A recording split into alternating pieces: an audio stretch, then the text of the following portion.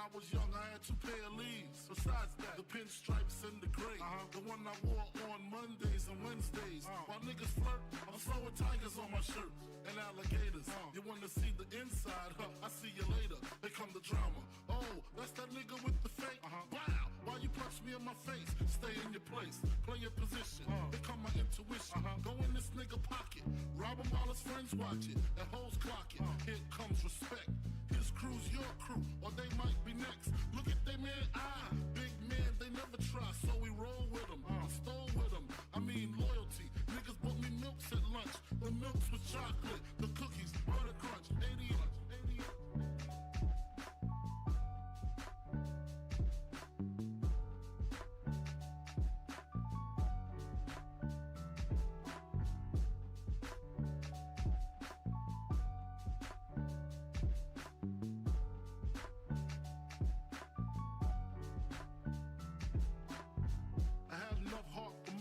Long as I got stuff for most of them soft. Even when I was wrong, I got my point across.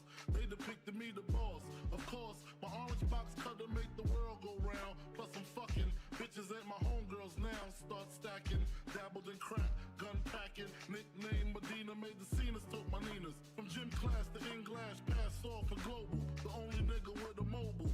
Can't you see like total? Getting larger in waist and taste. Ain't no telling where this felon is heading. Just in case, keep a shell at the tip of your melon. Clear the space. Your brain was a terrible thing to waste.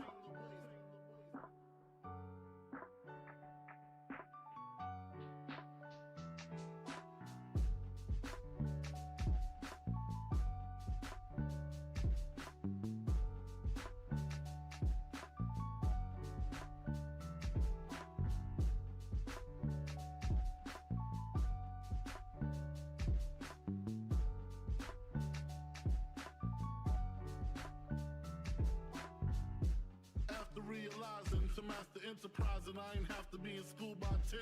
I then began to encounter with my counterparts to how to burn the block apart. Break it down into sections. Drugs by these selections. Some use pipes, others use injections. Syringe sold separately. Frank the deputy, quick to grab my Smith & Wesson like my dick was missing. To protect my position, my corner, my layer. While we out here, say the hustler's prayer. If the game shakes me or breaks me, I hope it makes me a better man. Take a better stand, put money in my mom's hand.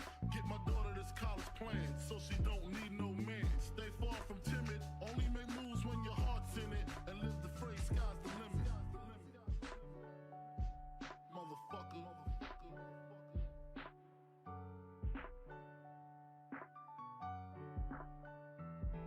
88.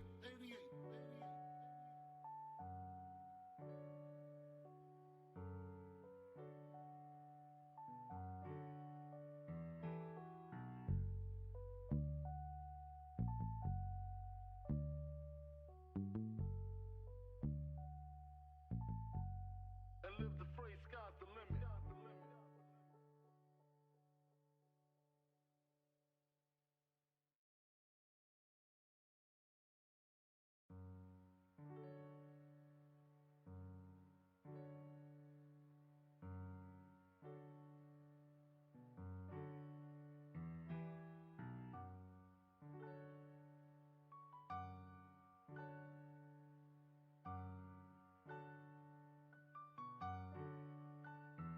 Take a better stand, put money in my mom's hand. Get my daughter this college plan, so she don't need no man. Stay far from timid, only make moves when your heart's in it. And live the phrase, sky's the limit.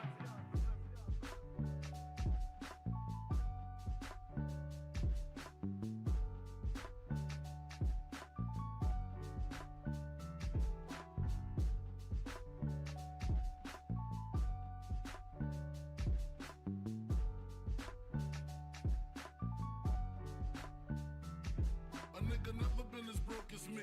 I like that. When I was young, I had 2 pair of leaves. Besides that, the pinstripes and the gray. The one I wore on Mondays and Wednesdays. While niggas flirt, I'm throwing tigers on my shirt and alligators. You wanna see the inside? I see you later. Here come the drama. Oh, that's that nigga with the fake. Wow, why you punch me in my face? Stay in your place, play your position. Here come my intuition. Go in this nigga pocket, rob him while his cause friends watch it, and hoes clock it. Here comes respect. His crew's your crew, or they might be next. Look at they man, big man, they never try, so we roll with them, stole with them. I mean loyalty. Niggas bought me milks at lunch. The milks with chocolate, the cookies, butter crunch, 88.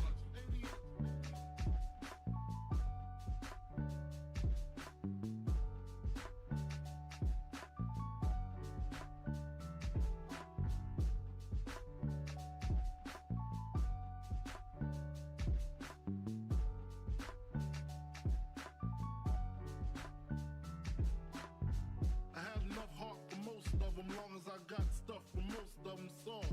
Even when I was wrong, I got my point across.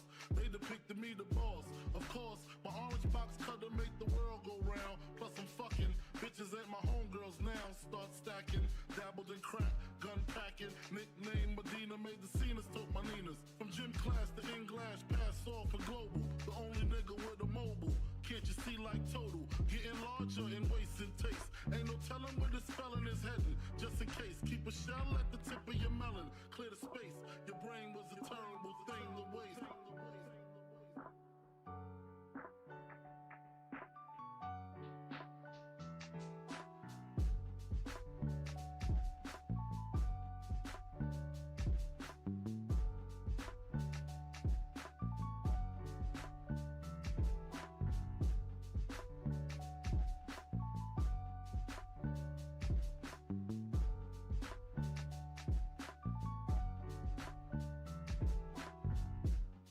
Realizing to master enterprise and I ain't have to be in school by 10. I then began to encounter with my counterparts on how to burn the block apart. Break it down into sections. Drugs by these selections. Some use pipes, others use injections. Syringe sold separately. Frank the deputy, quick to grab my Smith & Wesson like my dick was missing. To protect my position, my corner, my layer. While we out.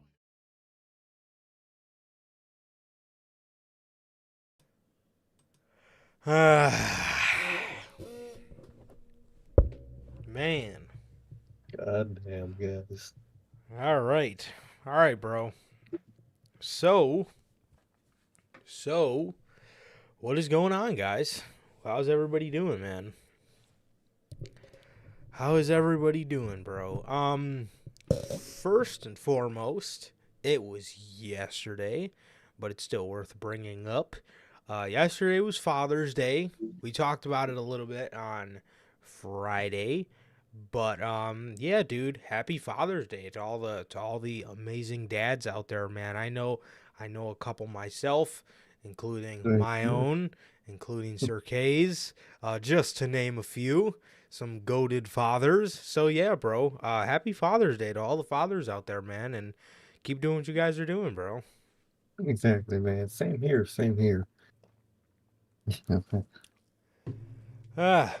Dude, let's cut the shit.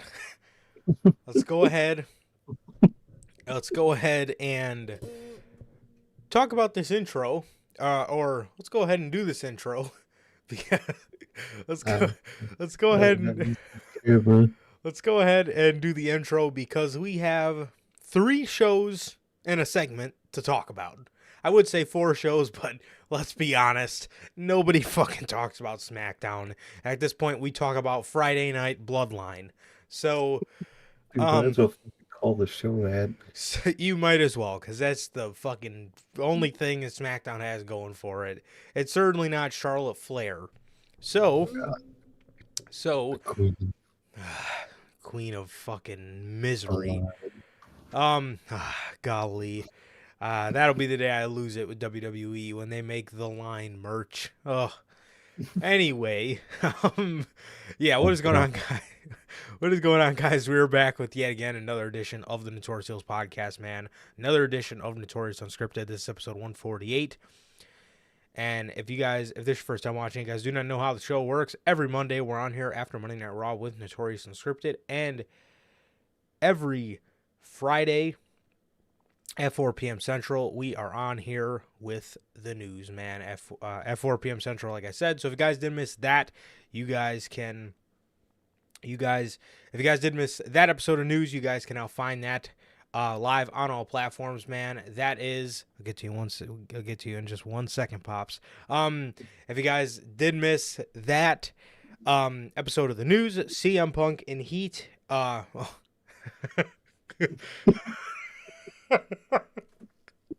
CM Punk in backstage heat Yeah, with I know you like that. with the AEW roster over his ESPN interview. Me and Sir K, that was honestly one of I believe to be our better just breakdowns of a story, man. We went through each paragraph and broke exactly what Chicago Phil said down to a T, man. And nobody's completely innocent in this situation, like I said, man.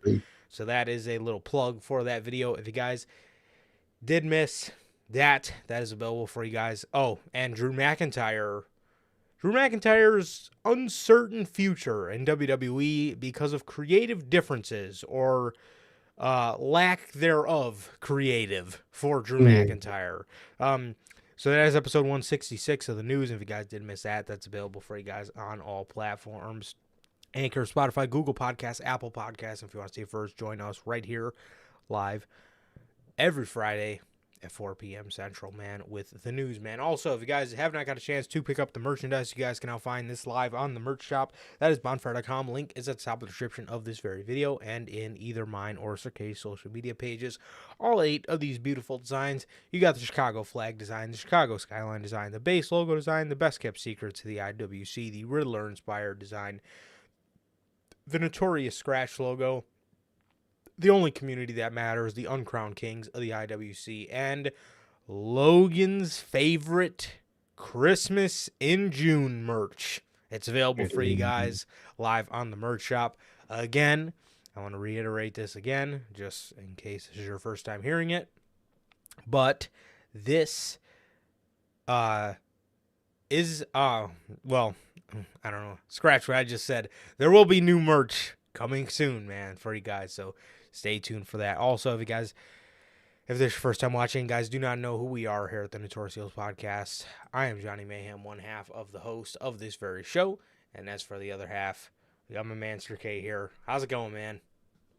Going good, man. Going good. Just been chilling out, man. Waiting for this week, man. It's finally here. Wednesday. It's gonna go hard, man. We going to Dynamite. Can't wait. Even though I ain't gonna lie, the card looks kind of mid, but overall, I'm excited for. It's always about the experience, man. So I'm excited. And then Forbidden Door on Sunday, man. It's gonna be a great week, man. Great week, and I'm really excited. But like Durante was asked, man, how's life? How's the family? Life's good, man. The family's great. What about you, Durante, Logan? How's everybody doing in chat? What about you, bro? How you doing? Yeah, man. Yeah, I'm good, bro. I'm good. Yeah, I'm good, dude. I'm good. And as Durante always asks, I'm good. Family's good. What about you, Durante? And hey, man, I can't ignore Durante's comment, bro. Shout out to Durante's mom, man, and shout out to all the mothers that do play that father role, man. Yeah, it's incredible, bro. It's incredible. So shout out to Durante's OG, man. So that's awesome. That's awesome, man. And dude, my pops is here in the comments, man. Spent the whole weekend with him, bro. Spent the whole weekend with him. As you can tell, I have, let me move my mic so you guys can see it. The AEW Collision merch. I got some AEW Collision merch. I would show you guys the back that says I was there, as they should, but no, they put it on that. You guys have probably seen me wear it before, the Chicago themed CM Punk shirt. They were selling that, and they put it on the back of that. So this one doesn't have anything, but you guys know, as you guys know, yeah, me and my dad went to Collision on Saturday, which was a fucking blast. Yeah, it was a fucking blast. And then Sunday, I grilled for my parents, so that was real cool. Real cool. Nice. Yeah, it was a real cool weekend, man. So yeah, it was a really nice weekend, man. It really was. So yeah, man. But other than that, that's everything. So I had a great weekend. Had a great weekend, man, for sure. Yeah, it was very nice. Yeah, and this weekend coming up is Forbidden Door weekend. So Friday, stay tuned for the Forbidden Door predictions, man. It looks like, speaking of Forbidden Door, it looks like CM Punk versus Kenta is off the table. Right. Bruh, That's crazy. That fucking guy. Good old Chicago Phil. I seen a lot of people after what I seen this theory, this fan theory on Twitter going around that MJF would no-show his match with Hiroshi Tanahashi, yet CM Punk would come out and take the place of MJF because he still believes he's the AEW champion. I like that. I'm down. I'm Doesn't down. Yeah, that doesn't sound too bad at all, man. That doesn't sound too bad at all. And it would go to make sense. And man, why do I just have a feeling? Why do I have a feeling that CMFTR versus the Elite is going to be coming not at All In, and we might get Punk and MJF 3 at I All could see In. that. I could see that, man. I definitely think that could be the path, but I don't know how I feel about fucking CM Punk being a champ again. Not anytime soon for me, man, personally. Genuinely shocked me, but we'll get to it, bro. We'll get to it. I swear. So we got a lot to unpack with that, but let's talk about AEW Dynamite, man. Let's talk about AEW Dynamite. This is actually a really good episode. This is actually a really good episode, man. It was very, very, very well done. Adam Cole, who now that CM Punk is back, doesn't really look like he's going to be the guy being put in place to face MJF or beat MJF for this AEW World Championship. If you would have asked me like 6 months ago when Adam Cole came back and cut that promo, I probably would have told you that, and I did tell you, that I thought Adam Cole would be the guy to take the titles from MJF, but being with these Punk teases, it looks like they're shifting their focus away from MJF, and putting him up against a guy that could actually pose a threat, because AEW cannot be fucking serious with even contemplating having CM Punk end this reign. Dude, that can't be a possibility, dude.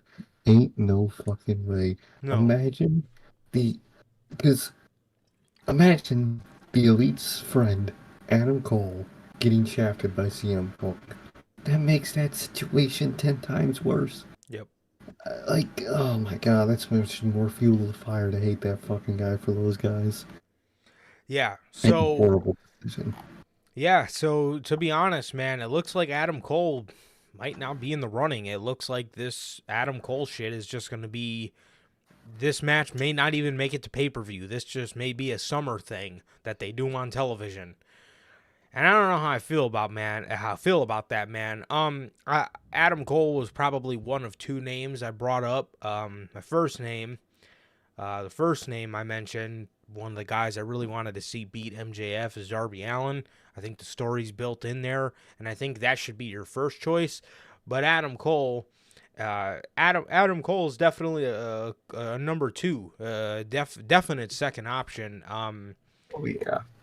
For sure. So, yeah, man, I don't know, dude. I don't know. But,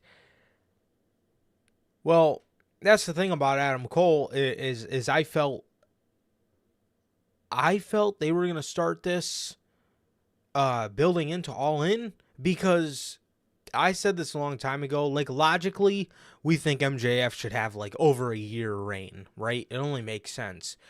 But honestly, if this dude is thinking about leaving, do not keep this fucking championship on him until For that long, you gotta make it a more normal length title run. because yeah, Or maybe that's what Tony Khan wants. Maybe Tony Khan wants MJF to show up on fucking WWE television with the AEW championship as a marketing tactic. We don't know. But I don't know, man. I don't know. It's interesting for sure. But then again, your marketing tactic would kind of make your belt look like shit. I mean, because MJF, if he shows up in WWE, he's not coming back to AEW to fucking drop it. No, exactly. So it's going to be a relinquish it. We have to relinquish the championship, and nobody gets to beat MJF, and he put nobody over on his way out. Meanwhile, everybody that he's beaten just looks like shit. Like shit. Exactly. You can't do that to the guy. So you gotta make him drop it if he is planning on leaving pretty fucking soon, man. Yeah, and if they do, and this is a great point. This is a great point. Logan put it in the chat. If they do keep this championship on him, maybe he already signed for maybe as long as his title reign is gonna go. You know what I mean? Or at least maybe he signed on another 6 months of 2024 or something. But I don't know, man. You cannot if he's. But then again, I feel like MJF. You know, he's always talking about this bidding war of 2024 and January 1st, 2024. So I don't know. I don't know how he would look. You know what I mean? I feel like he'd look kind of silly if we got to that date that he's been talking about for the past fucking 4 years. And he's just like, oh, yeah, no, that's not a thing anymore. No, they gave me money a couple months ago. I'm good. Like, what? You can't hype that shit up just to not go with it. Now, you could fake it, but you gotta make sure you fake that shit really fucking good. You gotta actually work with everybody and make most people believe that he is not signed at that point. You know what I mean? So, I don't know, man. It's a whole fishy situation, man. But if anyone's gonna beat MJF for that thing, it's gonna be Darby Allin or Adam Cole, man. CM Punk should be nowhere near that list. No. Yeah, and that's, you know, that's the thing too. If you keep this title on him, bro, till full gear, dude, that man, if he does go to WWE, bro, and a month and a half later, he'll be in WWE. So if he really is leaving, and if you really think he's gonna look at that possibility, either all in or all out, and I feel like they would do all in, but Punk just can't do it. He can't. No. It's not right. He shouldn't be. Like, no. You can't trust him in and out the ring. Yeah. Yeah, he definitely should have to prove himself first before you even have him fucking sniff a world championship again. So, Adam Cole and MJF put on a banger of all bangers. A real, memorable banger. For all you OC fans, he put on, these two put on a legitimate, memorable match that people will remember for months, years. It's going to be great, right? People are going to be talking about this for a minute. This was a very fucking good match. They went to a time limit draw here. Adam Cole... or MJF. MJF was wearing a elbow pad that said Vince was right. Yeah. So MJF got caught multiple times. I love his chemistry with Bryce Remsburg. He always puts the ring on, and Bryce, you know, it makes Bryce look really smart. It doesn't make the refs look like a fucking idiot, because all these people in AEW have this psychology of like, oh, if the ref sees it, then the heat's on the ref. But as long as the ref doesn't see it, you could cheat. And like everybody just does shit behind the ref's back, and the ref hardly fucking suspects anything. And it makes him look like a fucking idiot. But Bryce Remsburg, with as far as his matches with MJF, he's like, he knows him like the back of his fucking hand. Like whenever he doesn't see him and MJF just goes for like a standard overhand fucking punch, he knows he's got that fucking ring on. Like he always catches him doing some shit, and it makes him look really smart, and I like their dynamic. Exactly, because it also adds the dynamic of now he's got to outsmart someone that's normally, you don't need to outsmart like that. Not Mm-hmm. only does he got to outsmart his opponent, but the ref too. It adds another element to it, and it makes it all the better. No question. No question, bro. So Adam Cole Adam Cole hits him. MJF also went for the old Eddie Guerrero spot, and I thought that was the lamest fucking thing ever. Because Right, Bryce went down, and he hands Adam Cole, and he throws Adam Cole the belt, and he falls down, and I'm sitting there like, are you fucking serious right now? Dude, Bryce gets up and immediately falls right back down, and he never seen Adam Cole with the belt, and MJF's just looking like, fuck, because now he just willingly gave Adam Cole a championship. Adam Cole hits him with the belt, hits him with Boom, and and MJF kicks out, bro, and it made for a really good spot and something very creative. Yeah, we hardly see a spot like that. If this were WWE, the match would have just ended right there, and that would have been the end of it, just by the old Eddie Guerrero spot.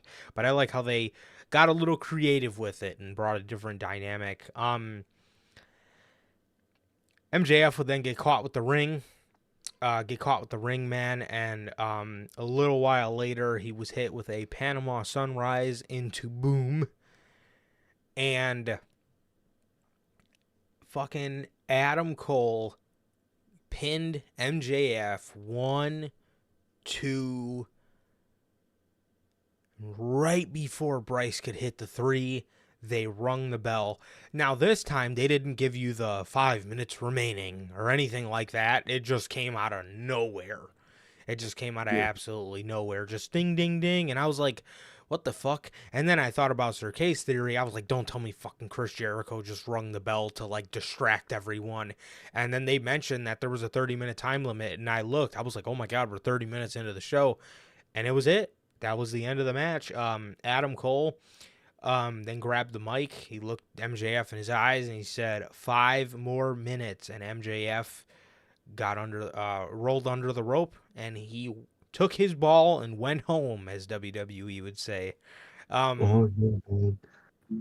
Dude, this was fucking awesome. This was awesome, and it was booked very well. I like what they did here. Exactly, man. I really like how they played it up. I like what they did with that Eddie Guerrero spot, that played out ass spot. They made it actually pretty funny and interesting. Great match. I love that ending. And not announcing, time left of the match made that spot even better because when it gets to a point where they're hitting like 3 minutes left remaining, you know what's gonna happen. You know that they're gonna go that route and it's gonna end by just the time running out. But the no mention of it just made everybody just completely forget about that entirely. Yeah. And I think that made it even better, man. So I really like what they did there. For sure, bro, and it was it was really nice, man. It was real nice. It was done very well. I enjoyed it a lot. And it's gonna be a shame to see that this probably isn't gonna be Mhm. a threat for MJF, because he's gonna be tied up with CM Punk. So it it just didn't. What happened on Saturday just didn't really fit right now. Yeah, Like, dude, don't talk about this now. Like, wait till he's done with Adam Cole, and then, exactly. It's that. I mean, that's just me though, man. That's just me though. But yeah, yeah. So that's that. That was that. And like I said, man, it was very, very, very well done. Next thing on the show, Sammy Guevara. A lot of people fucking hated this. I actually kind of loved it. There was one line in there that I completely understand why people didn't like it. But Sammy Guevara is going out there for a interview with Renee, and he's talking about how he's maturing and he's having a baby girl. And Darby Allin comes out there. And he gets in the ring and he tells Sammy, well, would you look at this? It looks like the people are starting to love you again. Don't fucking say that. Just let it be organic. Exactly. Yeah, I fucking am. Don't mention that. It makes it worse. It makes it weird. By that logic, you know your booking and the way you acted on TV was garbage before. That just validates how bad you were on TV beforehand. So don't fucking mention it. Just do it. Yeah, it's like, it would be like somebody going up to fucking LA Knight in a promo and saying, man, you're real over. Like, what is he supposed to say to that? Yeah? Yeah? Like what? That'd be perfect for that guy, but... Fair enough, but you get the point. Like what the fuck? Like, that's not a good thing to say on TV in the middle of a promo. Yeah. It's like fucking... Yeah, I mean... It's like, it's, I mean, yeah, I mean, you guys get the point. It'd be like fucking going up to Finn Balor in a promo and be like, man, you're a heel, aren't you? Okay, like, yeah, what? Like, what? Like, it was just unnecessary, and it just fucking made it weird. Like, yeah, I mean, it'd be like fucking, it'd be like going up to Roman Reigns being like, man, you used to suck, but now, you know, these fans are starting to realize that you're one of the best in the business. Like, yeah, don't fucking say it. Just, like, just let it happen. Exactly. Let him gradually, like he did mine, move up everybody's fucking list. Or everybody can at least appreciate the fucking guy a little bit more. Which people have since fucking those 2021 days. Different story for a different day, though. So, Darby Allin starts the promo off with, man, these fans are really starting to get behind you again. And I'm just like, even Sammy just kind of looked around like, oh, okay. Okay.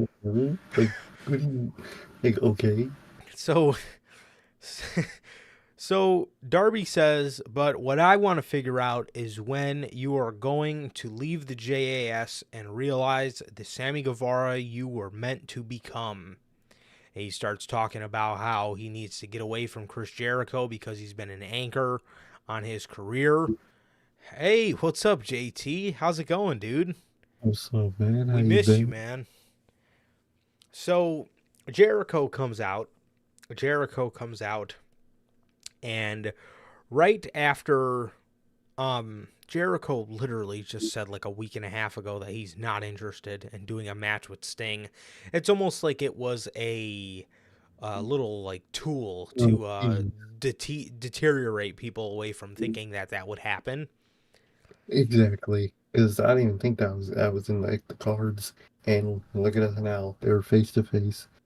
Jericho said a really long time ago on a Talk is Jericho episode that he always wanted to do Darby and Sting versus Red Death, Daniel Garcia, and the Painmaker.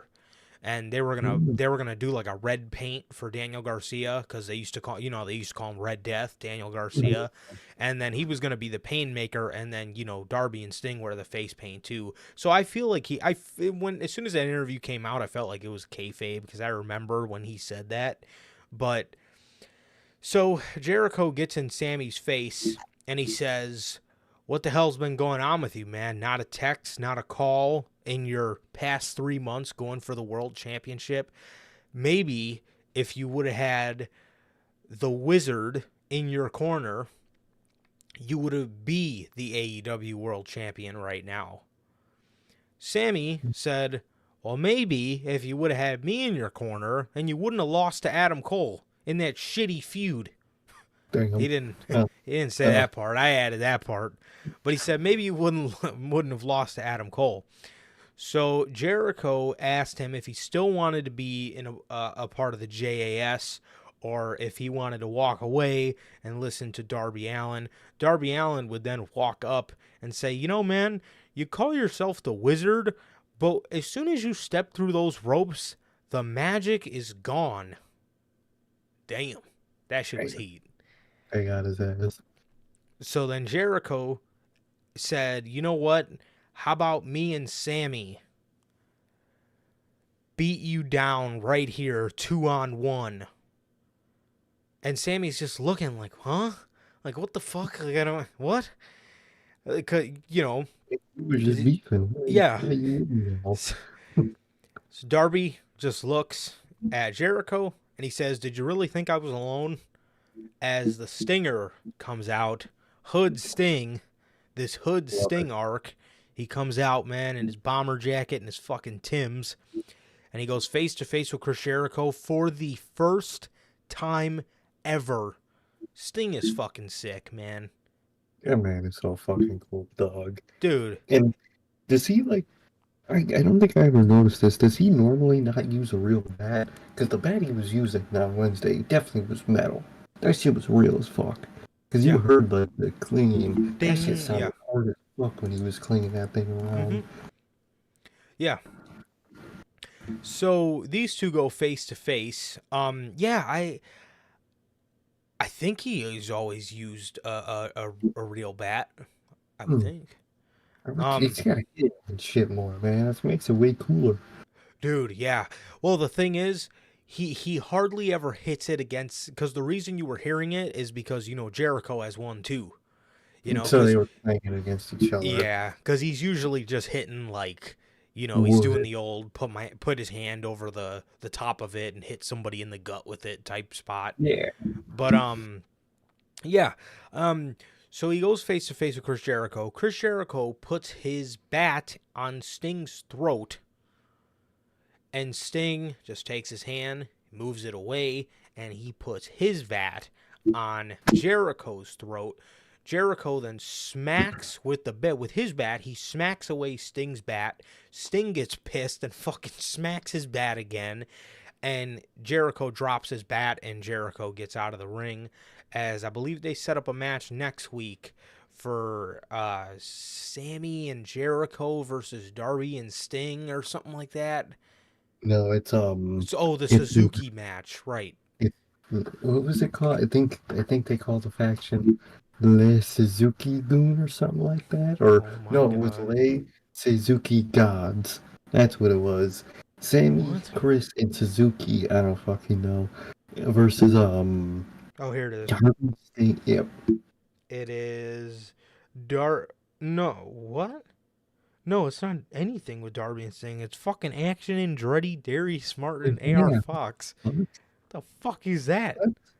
It's shitty ass match, bro. You couldn't have gave us fucking Darby, Sting, and fucking some random dude from New Japan? You can give us some, like, cool shit or something? Like, why? Okay. Well, no. Yeah, we're not getting any of that. We're getting Jericho and Sammy against people that didn't even carry over from the week before. They're just facing a random ROH trio. Okay. Okay. Good Lord, this man needs a fucking team. After this, we got Sonata putting out an open challenge for the IWGP Heavyweight Championship. That's great. Sonata's pretty cool. However, dude, last year there was a fatal 4-way for the AEW for the New Japan Heavyweight Championship because it was sought after. Everybody wanted it, and this year, nothing.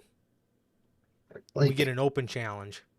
You can do an open challenge, but it had like a bunch of people that same Wednesday night answer that open challenge, and this week on Wednesday we could get a match to see who actually gets it.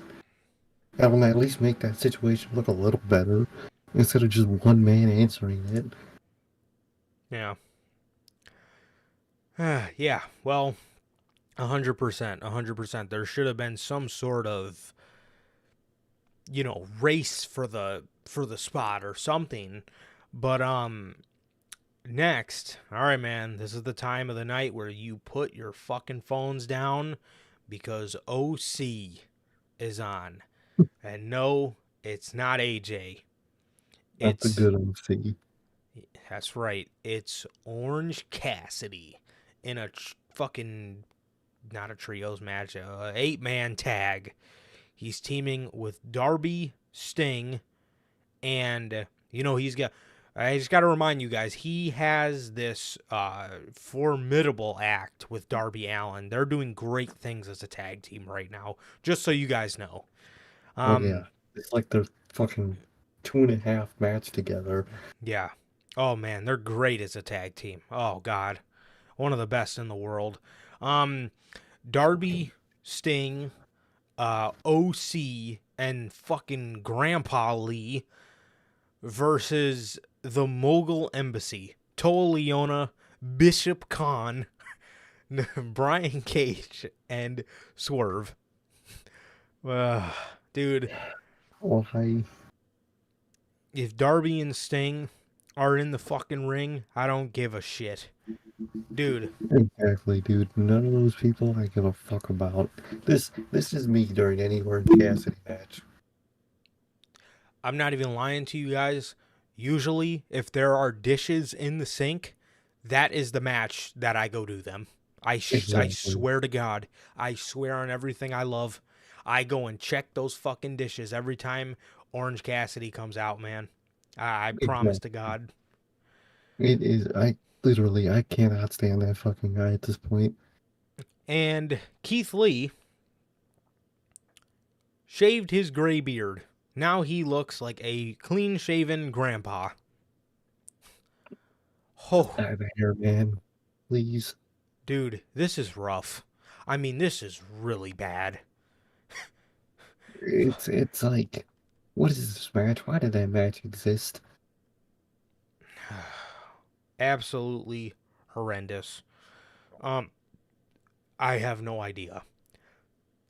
Dude, yeah, I mean, if you want to give a showcase to the crowd, at least put people on the other team that people care about. I mean, fucking for real, man. So, this match ends with Darby Allin, Sting and Brian Cage. Sting hit his comeback. Sting hit his comeback on Brian Cage, hit him with the Scorpion Death Drop, and he beat him. This man Sting out here dominating these fucking bums, and you love to see it. Yeah, I swear to God, man.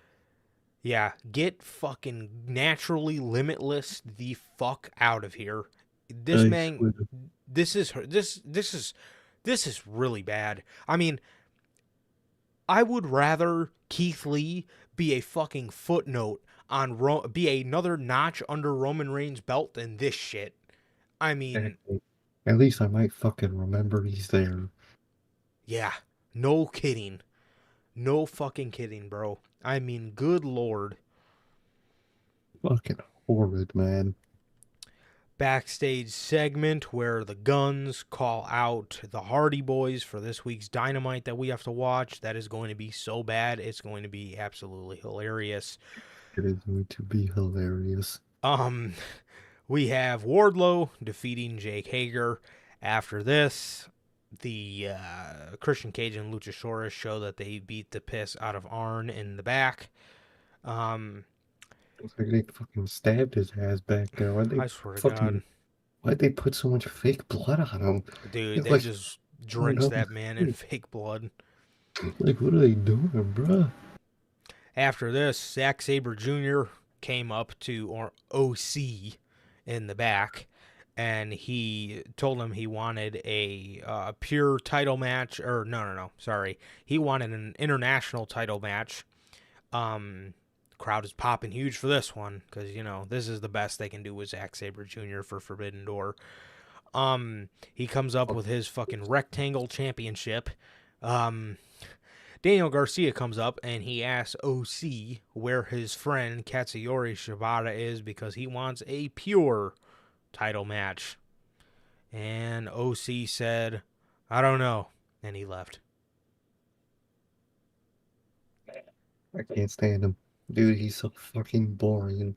It's insane, man. But and they're wasting Zack Sabre Jr. on Orange fucking Cassidy. My God, what a fucking waste. But yeah. So that's just great. Yep.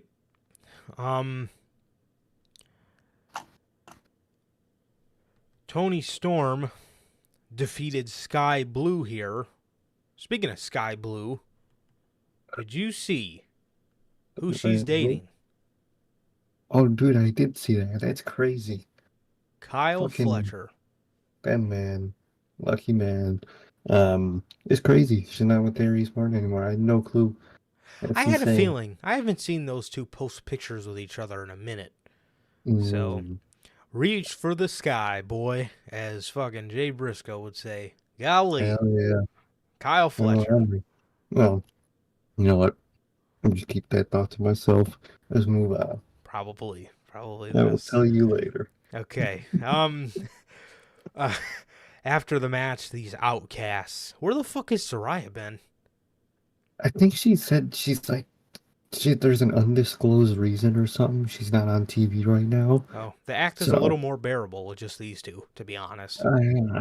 dude, I'm telling you, she somehow has become one of the worst signings in the women's division. Yep, and she was supposed to Uh, be the Revolution herself. literally, and it's Whew. fucking horrid. So, Willow Nightingale comes out as these these AEW OGs just have a very heartfelt thing going on right now. Warms my heart every fucking week they come out to help each other, and it's leading to nothing. It's just the same shit. Like, what can you even do after? What's the step up from them just helping each other every week? Uh, Like, uh, there's no step up.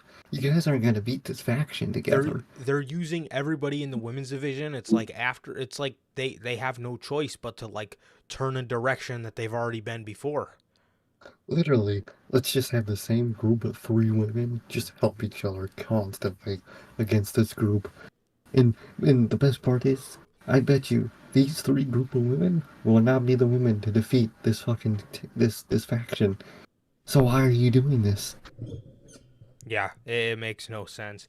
After this, we got a backstage where Jungle Boy told Hook, or he told Renee, he wants to have a piece of gold over his shoulder to match Hook's, and he's answering the call from Sonata for the New Japan. I don't know why I keep calling it the New Japan Heavyweight title, the IWGP Heavyweight Championship. Um, and he's answering the challenge for Forbidden Door, and he said Hook is my best friend, and he wants to match the gold on his shoulder. Hook is your best friend. Taz Really? was right. Go.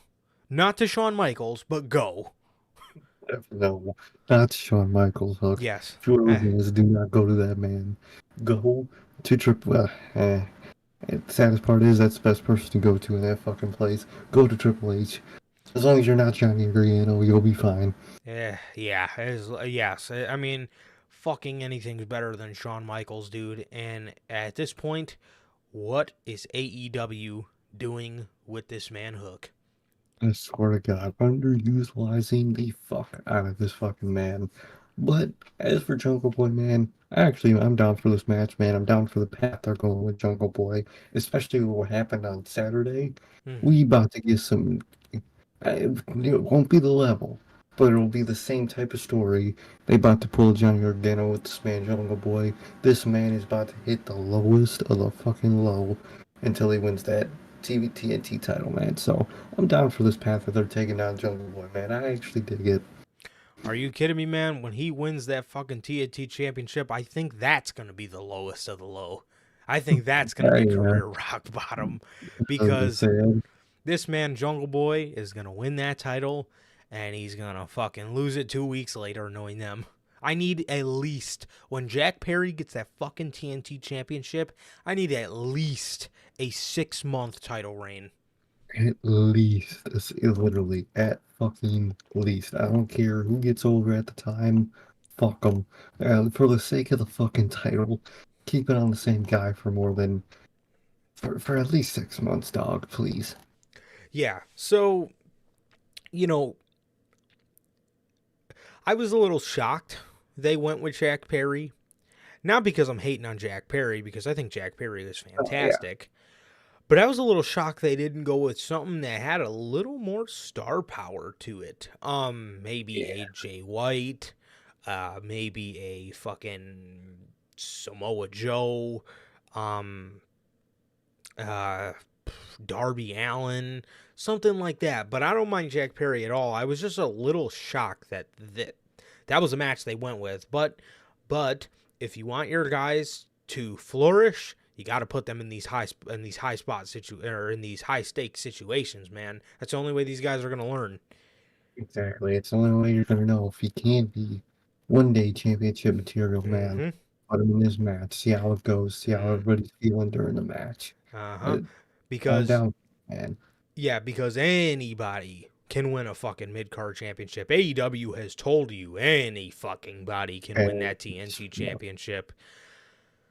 But there's a select crop of guys that you're going to want to win your AEW championship and be your main eventers for your company. And the only way you're going to find that out is if you put them in these kind of situations. So it shocked me, but I dig it. exactly, definitely, man. Definitely. So yeah, and also, dude, the Jack Perry disrespect is insane. Oh, dude, people fucking hate that guy. I don't fucking get it. It's those AEW marks, man. Those people need help.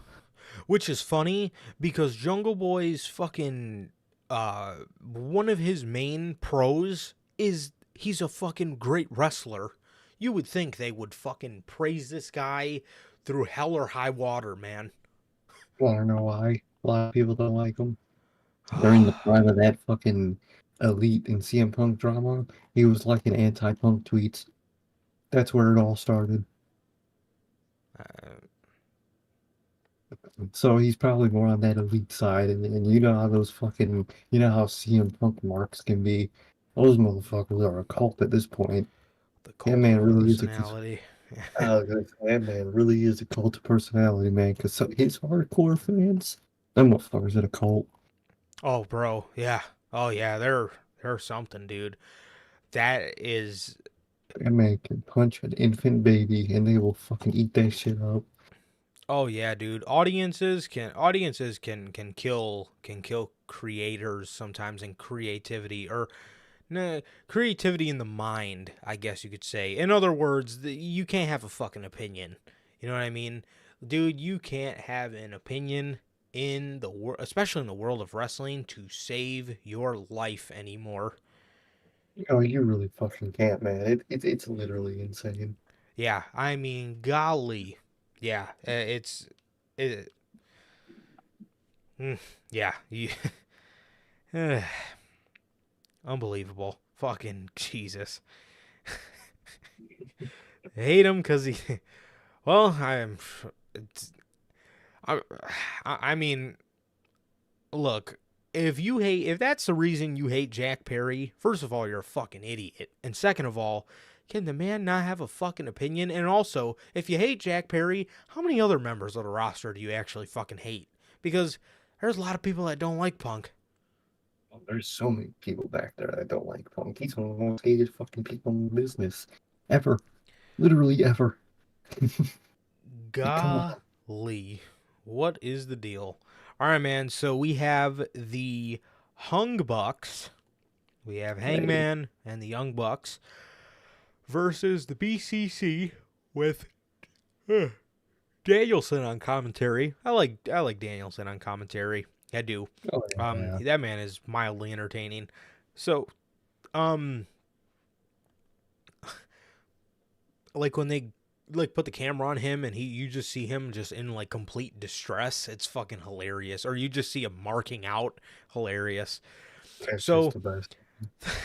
the the Bucks hit Yuta with a BTE trigger, into a buckshot lariat, and they won the match.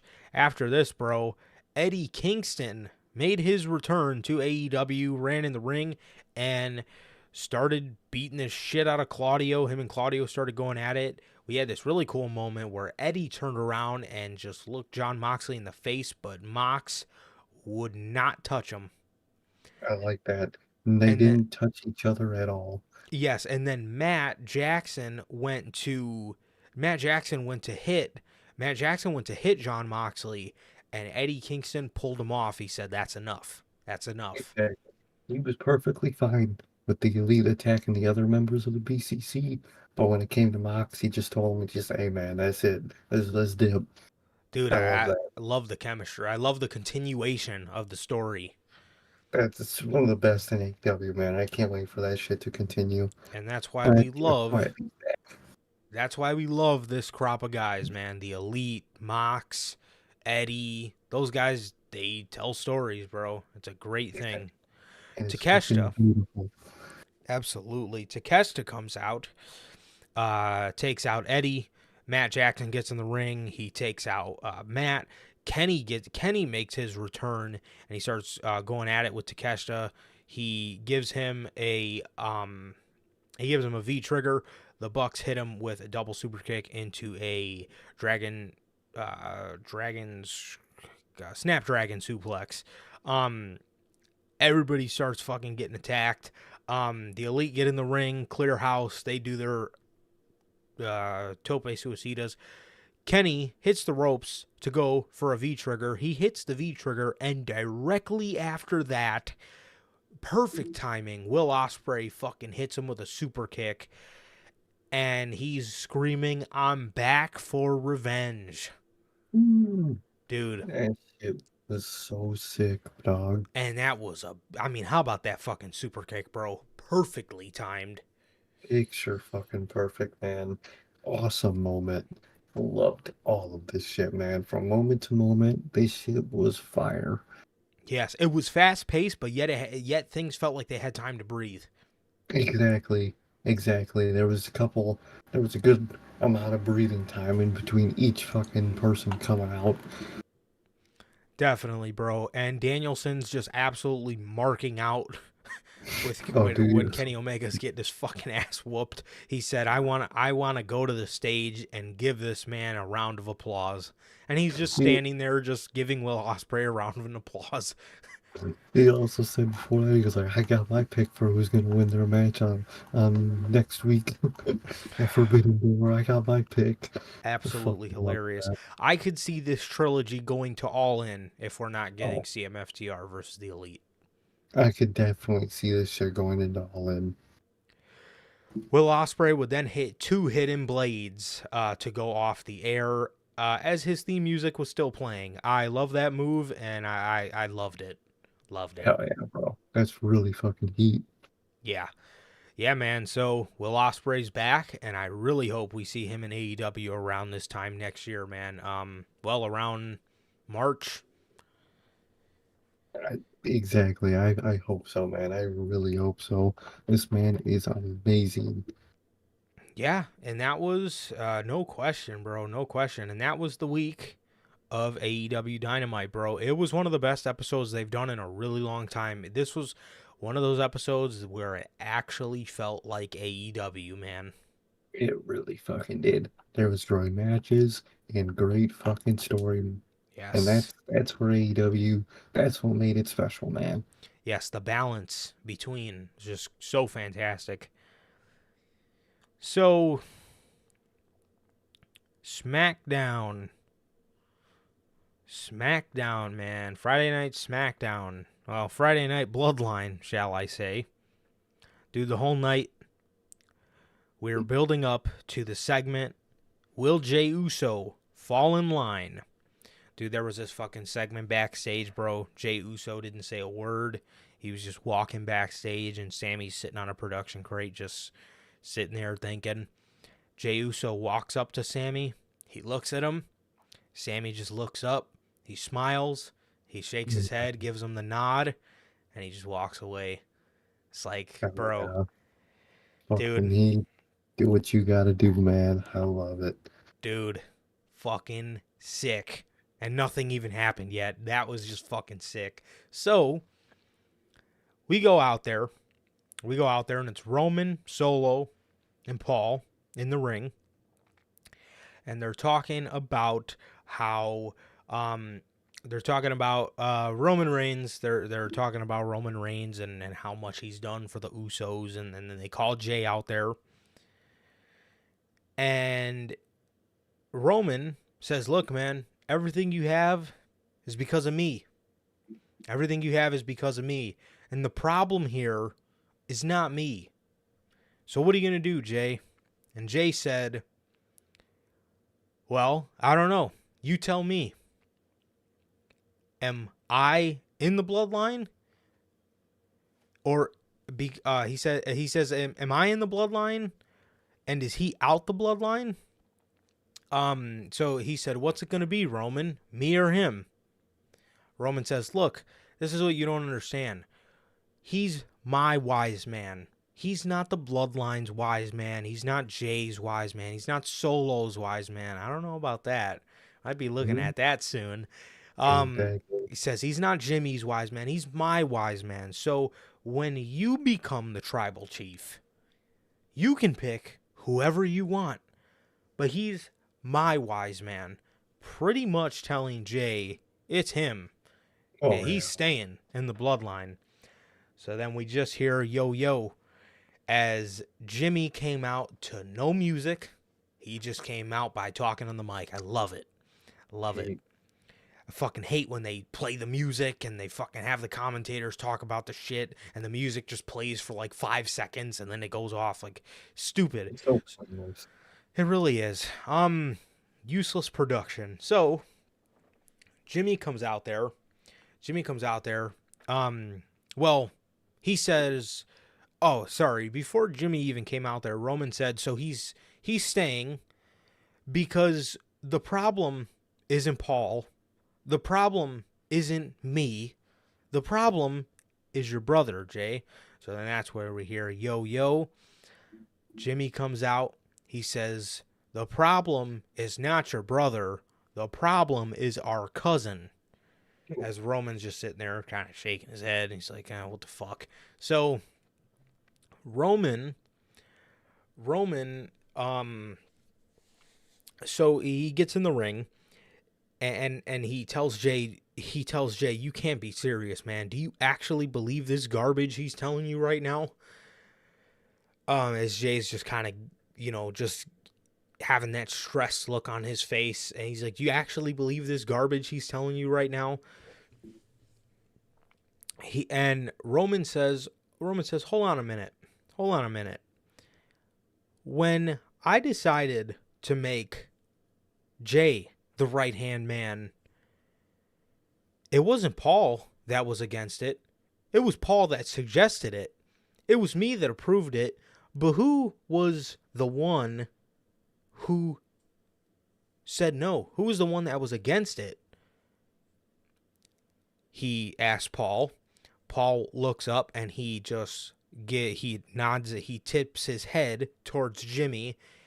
And Jay says, is it true? And Jimmy takes a second and he says, it's true, man. And Jay just gets pissed. He goes and he fucking hits the top rope. And he's like, and he tells Jimmy, he said, I can't believe you doubted me, man. I can't believe you doubted me. Jimmy says, I never doubted you.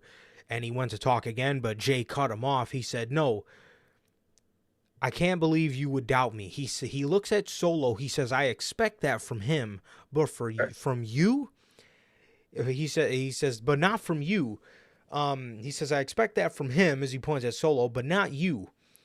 He said, our whole damn lives, you've been trying to keep up with him, but in reality, I've been trying to keep up with your ass. And he says,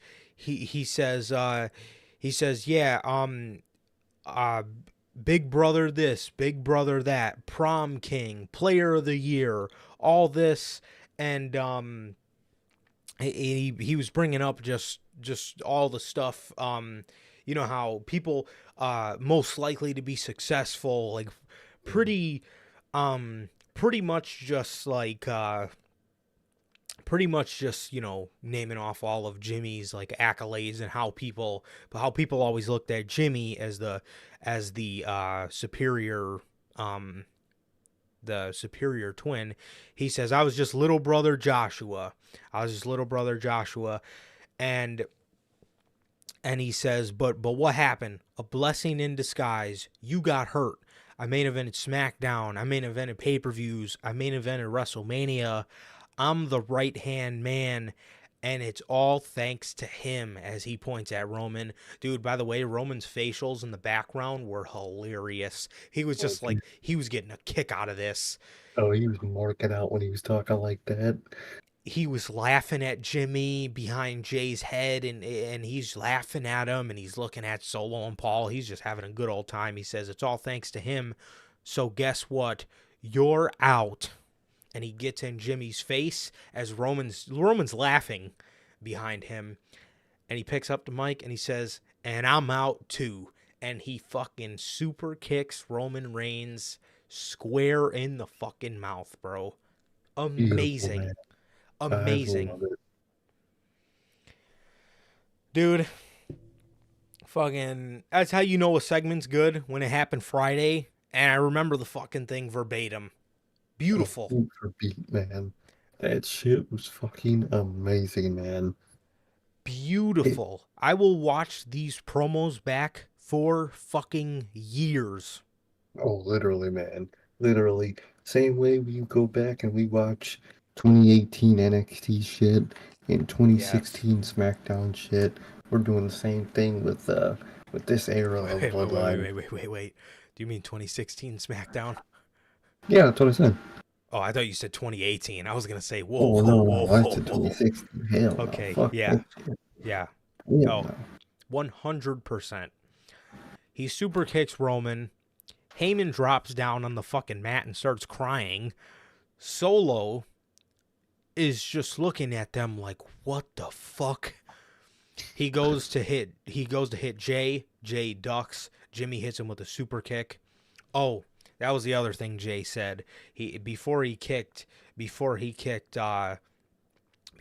Roman, he said, and why did you doubt me? Let me guess, because you know what's best for us.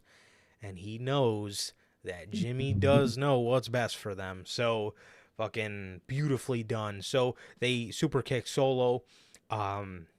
Jimmy super kicks him, then they double super kick him. Solo rolls out of the ring, and Roman fucking slams on the mat and he starts having a fit. He says, no more day ones without me. None of this exists. None of it. He gets up and he goes to fucking walk towards him, and they double super kick him. And the fans, after SmackDown went off the air, were chanting, you deserve it, as Roman Reigns looked like just so down bad. It was incredible.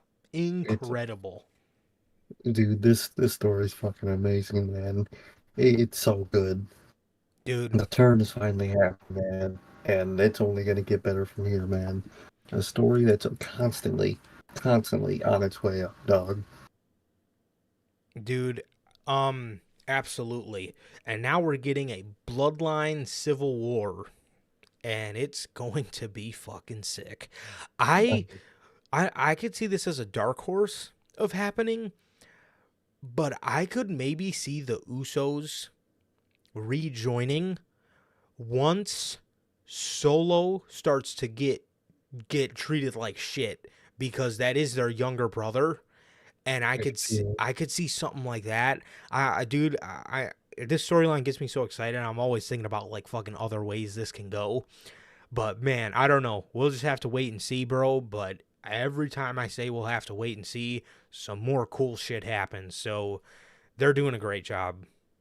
Definitely, man. Definitely. They're doing amazing, man. No matter what path they take with Solo, which I feel like in some type of way it'll have something to do with Paul Heyman. I could see what you're saying there, where maybe the Usos join back up just to kind of, help Solo. Well, maybe at the end of the day, Solo he still betrays his brothers, and instead of siding with Roman, now he sides with Wise Man, and he goes and does his own thing until he could learn that lesson about family and brotherhood. Hmm. So, so it's gonna be great no matter what, man. So I love what they're doing here, man. Fucking peak shit, man. It really Dude, is. yeah, beautiful, beautiful stuff going on here, bro. AEW Saturday Collision. This was 2 hours of a damn good show. It was very, very cool being in the audience. Very, Uh, very erupt atmosphere. My section, me and my pops were lit, and nobody else in our section was lit. That's why. no, That's why I love sitting 100 section. We sat 200 section, so it was still like really good seats. It was front row of 200 section, so it wasn't bad at all. But man, we were so lit, and I turned around and nobody else was standing up. it's sad, bro. Golly, I mean, you got to see 2 hours of a great collision, and you got to see like 2.5 of an even greater ROH, right? bro. Oh my. Dude, it was like 2 hours and 45 minutes of Ring of Honor television, and holy fucking shit. That shit sucks. Ring of Honor fucking blows. Dude, It's just lame matches that people nobody cares about. it was really bad. It really was. All right, man. So the show opens up with Chicago Phil. CM Punk immediately, soon as the show starts, he comes out. He comes out with shoes tied around his neck, and he comes out with a red bag like he's fucking Santa Claus. And he gets in the ring. He gets in the ring and he says, "I'm tired of being." He says, "I don't know if y'all heard, but I'm tired of being nice." Dude, you're only nice for a year and a half. I'm like, what? You know, what the fuck? You were nice for like one segment of your life, dog. It'd actually be nice if you were still fucking nice. The You kind of only needed to be, you asshole. the only thing is, I feel like this was meant to be a heel turn promo Mm-hmm. because I felt that they didn't think he was going to get this kind of reaction. But what did you expect in Chicago? Scott, it's like no matter how much of a prick you are, if whether it's MJF or fucking Chicago Phil, you're in your hometown, bro. You getting cheered. So he, if, at least that's what I'm gonna predict. Any other fucking city, this guy's gonna get at least 50% woos, if not more. Like, come on. Yeah, I could see that 110%.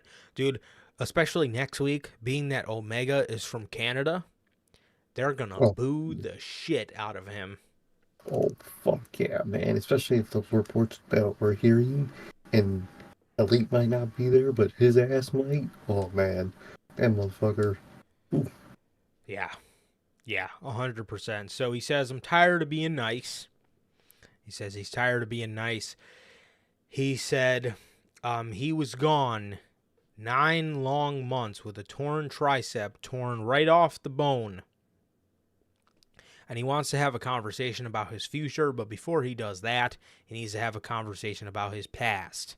Chicago Phil, I want to. I was waiting for you to mention why you went to Monday Night Raw, but that's a different story for a different day. So exactly. he said 9 months ago, everybody thought I was gonna hang these boots up.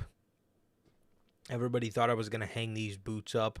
He said, um, what did he talk about here, man? He talked about a bunch of things. He pretty much brought up All Out without mentioning it. Pretty much. Mm, Which he said he didn't know anybody in Apology, but I feel like just the mention of him bringing that up is kind of saying you're sorry without saying you're sorry, or at least being in a, because if they do want to keep him heel, or if they do want him to be a heel everywhere else, saying yeah, sorry isn't really the best way to draw heel heat. But he that's it. Exactly. It's his way of acknowledgement is his form of apologeticness, I know yeah, what I did type of shit. The only thing I don't understand is if he's going to be with FTR, how the hell are you going to turn FTR heel? I mean, Twitter doesn't like him. Fuck it. Fair enough. Yeah, damn. Maybe they can start a fight backstage. Oh, Maybe they can go jump yeah. fucking Chuck Colton or Yeah, something. there you go. Just work, shoot the thing.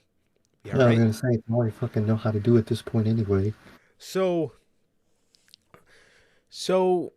CM Punk said, I see a lot of signs in the crowd today. One says CM Junk. One says CM Punk is my hero. You can call me that. One says Pepsi Phil. You can call me that. He says, you know what? I can't remember the dude he mentioned his name, but he said, you know what this guy calls me? He calls me One Bill Phil because I am the one true, genuine article in a business filled with counterfeit bucks. That That shit was line was hard as fire, fuck, bro. Man, if the bro. Bucks don't put that on a shirt, that ain't my Young Bucks, bro. Dude, I'm saying, dude. I'm I need saying. the Young Bucks back. I really do. I really do. I need a counterfeit buck shirt. No It's question. so hard. So he says he says I'm the one true genuine article in a business filled with counterfeit bucks. He says, tell me when I'm telling lies. He said, you guys can love me and you guys can hate me, but you all feel some type of way about me because you know I'm right. He went on to talk he went on to talk about golly, what are some of the other things he mentioned in that promo? Oh, there was something I'm missing. Uh, I know there was.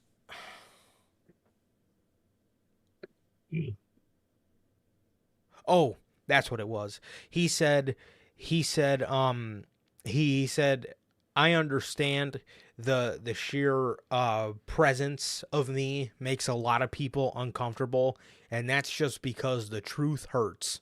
The truth is painful. yeah, fuck yeah. I think it's a little painful even for you, man, but promo's fucking great, man. Dude, it really was, bro. And then he went on to, so that was pretty much all he mentioned about that. And then he obviously talked about the other half, which was what is in this red bag. He said, what is in this red bag is something that I never lost. And it's not mine because I deserve it. It's mine because I earned it. It's mine because nobody beat me for it. And it's not mine because I had the best dog collar match. It's mine because I won the dog collar match. Bro, I am shocked. They put him in a position to go after the world championship again. That's insane. Tony Khan is a fucking mentally ill man. What are you doing? Like, does it make sense? Yeah, from a TV sense. I Yeah. mean, yeah, but like, I hate to break it to him, but he's gotta lose the match. He has to. He fucking has to. Ain't no way you're gonna put that title on CM Punk after all of this. Ain't no fucking way. But you know what? I think Tony Khan wants a legit run with C. That's what's scaring me about him and MJF. I feel like this man Tony Khan wants a legit run with Punk as the world champion. He does, I bet he does. And like, yeah, it could be fun, but like, it's too late, dude. It didn't work out. It's just how it works. It's just how the business works, man. You gotta give up sometimes. You gotta realize that some things are just not meant to be. Maybe that was a sign. The universe, the wrestling gods were telling us, don't fucking keep this title on this fucking guy. Maybe. Who fucking knows, man? But I do not like the idea of him becoming world champion, man. I really do Yeah. not. The only positive, if he is gonna be a heel world champ, um, not only could that start an MJF, you know, not not something that'll happen anytime soon, obviously, but start an MJF babyface turn because it's gonna happen one day. It's just how the business works, and I'd be down for it. Mm-hmm. I think he can pull it off. But that's another heel that Darby Allin can easily win that title against. Yes. So I'm okay with that. So that was so he said so after he got done talking about the championship, he said the king is back. The king is back, baby, and I have a lot of things I need to get off my chest. And yeah, he pretty much said I'm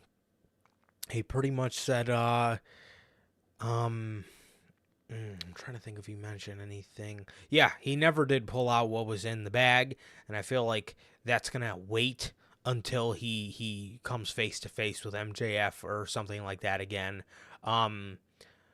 It's either going to be when he goes face to face or when he makes that official challenge to him. He's going to pull the bag out. He's going to pull that title out the bag when on either one of those, or um, maybe it could be a new world title that he's gonna find a way to earn or something. If they are gonna do a brain split, but that really wouldn't make much sense. But it is Tony Khan, so that's also a possibility. But we'll see how it goes, man. Yeah, and he said at the end of this, he said, and then there's those here tonight that think I owe them an apology. Crowd booed, which, let's be honest, that man absolutely owed people an apology. But like I said, I do think just a mention of taking shots at the Young Bucks and stuff like that, I really believe that that was his way of apologizing. And like I said, as long as these guys handle this shit behind closed doors, Oh, it matters. that's all that matters. We don't need to know. All we need to do is get this fucking match, and those guys need to give us this fucking match. But I digress. He says, then there's those of us who think I owe them an apology. Well, if you're here tonight and you think I owe you an apology, the only thing softer than you is the wrestlers you like. And then he said, tell me when I'm telling lies. And he dropped the mic and left. I mean, I think Hangman could take a chop, but that's all I'm saying, man. But great promo nonetheless, man. It is awesome to see him back. Yeah. And let's hope it goes better than last time, man. Yeah. And he can be a heel on TV. He could even be a fucking babyface on TV. I just don't need this guy being a fucking heel backstage, because that was the problem the first time. Exactly, dude. Yeah, as long as we can stay out of that, it'll be, hopefully, things will go smooth. And I heard the backstage setting at Collision was very positive, but Rampage the First Dance, I'm sure, had a very positive atmosphere on it as well. And we all know how that turned out a year and a half, 12, 13 months later. So let's just CM Punk doesn't get annoyed with somebody and boils it over until he fucking snaps in front of a camera. Yep. So next, Luchasaurus defeated Wardlow for the TNT Championship. Dude, they got cooked. Dude, Wardlow got distracted. Christian Cage grabbed a camera out of a cameraman's hand and busted him over the head with it. And then Luchasaurus gave him that monster chokeslam thing, and he fucking beat him. Dude, Wardlow is so fucking cooked. This man, he needs to go to WWE. This is another guy. I would rather him be a fucking another notch under Roman Reigns' belt than this bullshit they've been doing with him for the past fucking year. Tell me when I'm telling fucking lies. I swear to Bro, God, man, what the dude? Just just go to WWE, bro. Ain't no point in staying in this fucking company if they're gonna treat you like this, dog. Ain't no fucking point. What's there to say by just give up, Wardlow? Give up in this fucking company. Grab Hook, grab fucking Keith Lee, and maybe grab somebody else back there and fucking go to Triple H, man. dude, this Maybe while man, you're over there, said Tyler Black over here. But this this man is so cooked. He looks like a fucking creator wrestler, bro. They cut his Sway, hair. They put him in that fucking godforsaken Bronson Reed type singlet. I mean, just cut the shit, man. Cut the fucking shit. God, man. Wardlow loses. Dude, why would you put that whole act with Arn Anderson together just to fucking bury the shit a month later? At that point, it would have been smarter to keep the fucking guy solo and start this fucking Arn Anderson act after he fucking loses the title. Yeah. Literally, I don't get it, dude. No fucking intelligence when booking Wardlow. Complete dog shit. Complete dog shit, bro. Um, golly, that man is buried, and that title has never looked worse in its entirety. Well, Luchasaurus wins the title, and Christian Cage is gloating with the championship as if he won it. You love to see it. That man is hilarious. That's awesome. That part popped me. Um, Dude, Besides the, the not I was going to say MJF, but besides the Wardlow side, I'm actually happy on the Luchasaurus side. It's good for Jungle Boy's story. That oh yeah. I think this was Jungle Boy's not Jungle Boy, Luchasaurus's first match, since the match with Jungle Boy. I think I heard, or one of his first, or he only had like a handful of them. Dude, fucking Jungle Boy did so much shit and didn't win fuck. And this man Luchasaurus just walks in and wins that shit. Love it. I fucking love it. It is hilarious, and I can't wait for Jungle Boy to get involved in this. Absolutely. Absolutely, bro. Absolutely. So, Luchasaurus wins the championship, and like I said, Christian Cage fucking grabs it and is gloating around as if he just won the championship. So, you love to see it. Love it. Man, these two, whoever they get in a feud with, that is going to be hilarious. They better hope that they have a father. Dude, I was just watching those promos the other day. What a funny fucking era. Dude, that man is goated, bro. He was attacking his ass like crazy, Your man. mom wanted me to be your father, but I can't because you already have a father, and your father's dead. Bro, that man Christian, bro. That man is built different, bro. That man. I Ooh, need Christian Cage and fucking CM Punk in a feud, bro. I really do, What's bro. Punk gonna say about the old guys? He's always complaining about the young guys, man. But what's he gonna say when Christian comes at him? I mean, come on, bro.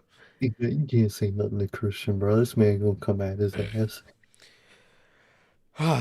So after this, we have Buddy Matthews versus Andrade Alidolo. This was a fucking banger of a match. This was fantastic. Andrade got welcome back chants. After everything he done, man, the fan base stayed loyal to him and they love him, man. So it's nice to see, and I hope this was a wake up call for Tony Khan, and I hope Andrade is a regular on AEW Collision television, man. Exactly. I hope so, man. I mean, he has everything that AEW fans love, so they should really love the fucking guy. He's got a great look. He's a great wrestler, which is their fucking main point. He's one of the best. Yeah. Um, and it's awesome, man. And he's teasing guys from other companies, apparently. I think I don't know what it was on, but apparently he's teasing two friends coming in to help him out in AEW and join his fight. So we'll see how that goes. I guess it's some like so I genuinely forgot the names, but it's his friends from other lucha promotions. So we'll see how that goes. But I like to see it, man. I like to see him back, and I like to see him doing good, man. Keep it up. Dude, yeah, they put on a banger here, man. Andrade ended up winning with the figure 8. This popped the crowd huge. I don't know why, Yeah, but what it the fuck, popped the crowd huge. fuck Charlotte, man. After this, Buddy also in the match did Rhea Ripley's finisher, the that little spider block thing she does on the legs. I don't know what the hell it's called, but so Andrade wins this match. And this looks like to be Collision's one of Collision's developing stories as he goes to shake the hand of Buddy Matthews. Lights turn out. As you know, the House of Black cannot move without the lights being out. They come back on. Malachi's sitting in the corner. Brody's in the other corner, and he gives Andrade a discus lariat and lays him out. And it looks like Andrade's out of LFI, and I couldn't be more fucking happier. Thank fucking God. Now in that group, um, and give Andrade a new group that isn't fucking LFI. Put him with the fucking Lucha Bros and Roosh. If anything, yeah, I'd say keep a Roosh with him. Definitely keep a Roosh with him. Yeah. Take fucking Carapello Grosso and fucking release him. Send him to ROH if you can't release him. And if you can't do Lucha Bros, apparently Andrade got 2 Lucha friends he might be bringing in, man. So even though you have a fucking million luchadors signed to your fucking company and you use none of them, but I digress. Mm-hmm. Yeah, I mean they can make a look at how much money WWE's made off the fucking LWO shit. AEW could have fucking didn't. AEW could have done it first. Fucking fly. AEW could have done it first if they would have listened to us. But what do you know? Literally. Oh my god, bro. Dasha fucking Gonzalez or Dasha Bot, whatever her name is, bro. She fucking called Buddy Matthews Buddy Murphy. That is fucking hilarious, dog. I was sitting there and she's like representing the House of Black, Buddy Murphy. And I was like, huh? I was like, did she just fucking say Buddy Murphy? Yes, she did. I guess she did. I don't know if he somehow got to use that name or something, but if it was either a botch or somehow he got the rights to use that name, man. So we'll see which one it comes first the next time they re-announce that, man. Well, the video on YouTube's titled Buddy Matthews, so yeah, it was a botch. Well, good old AEW. Very nice to see Andrade. And a very nice first showcase back for him. Speaking of showcases back, Miro got Tony Nese. I wish he could have been in a position a little bit more to succeed. Andrade got to put on a banger, and Miro got to beat up Tony Nese. I mean, I'm happy with that. I don't know about anybody else, but I'm happy with that. I could see why you're happy about that for sure. For sure. But yeah. Yeah. Still could have given a better match, but I'm not complaining about seeing Tony Nese get beat up. Yeah, I just wasn't sure why Tony Nese was featured on this episode of Collision at all. No, that was a little odd. He is a fucking Rampage guy through and through. Yeah, can people get drafted to Rampage in this whole little soft brand split? Because I know just the man. Oh, dude, I could tell you all the guys you could send right over to Rampage and just have nothing matches. Tony Nese comes out and he wants to do group stretches with the audience. And right before this happens, Miro comes out, squashes him. Also, I feel like Miro fits best as a heel. I don't really know what's the logic in bringing him back in a babyface role. No, especially all the drama that's happened. Half of these guys that have been in these dramas, you got to bring them back to heel, man. That's just how it is. Yeah. Yeah. Especially so, Miro. Yeah, definitely, bro. Definitely. Like, Andrade, it looks like they're bringing in as a babyface, and I actually really like that because the fans actually seem like they're appreciating him this time around, which is very nice to see. So, yeah, Miro beats Tony Nese in a squash match, and that was that, man. And then, Love to see it. yeah, we got Sky Blue and Willow Nightingale. Yeah. They defeated the Outcasts in a tag team match. Oh, yeah, man. And you see them color them ropes, man? Fuck. Look, Those rope man, colors are really nice. they had some During fucking the red match. ropes, I tell you, on this Man, episode of Collision. they have some red ropes, man. But So, the Outcasts haven't been as horrible without Soraya, man. yeah, for sure. The Acclaim come out to do absolutely nothing except for pretty much Scissor, proclaim that they're going after Trios Gold still and do a group scissor on Collision. So that was that. good lord, why not? I guess. For sure, man. I did not get a chance to pick me up an Acclaim foam finger. I really wanted to, but I couldn't. Sucked. But they had them there. They had two of them. They had a pink one and a black one, and they were really pretty cool, man. Pretty cool. Hell yeah. And then the main event of the show was main event of the show was obviously Punk and CMFTR versus Samoa Joe and Bullet Club Gold. So nice seeing Samoa Joe again. So fucking nice, man.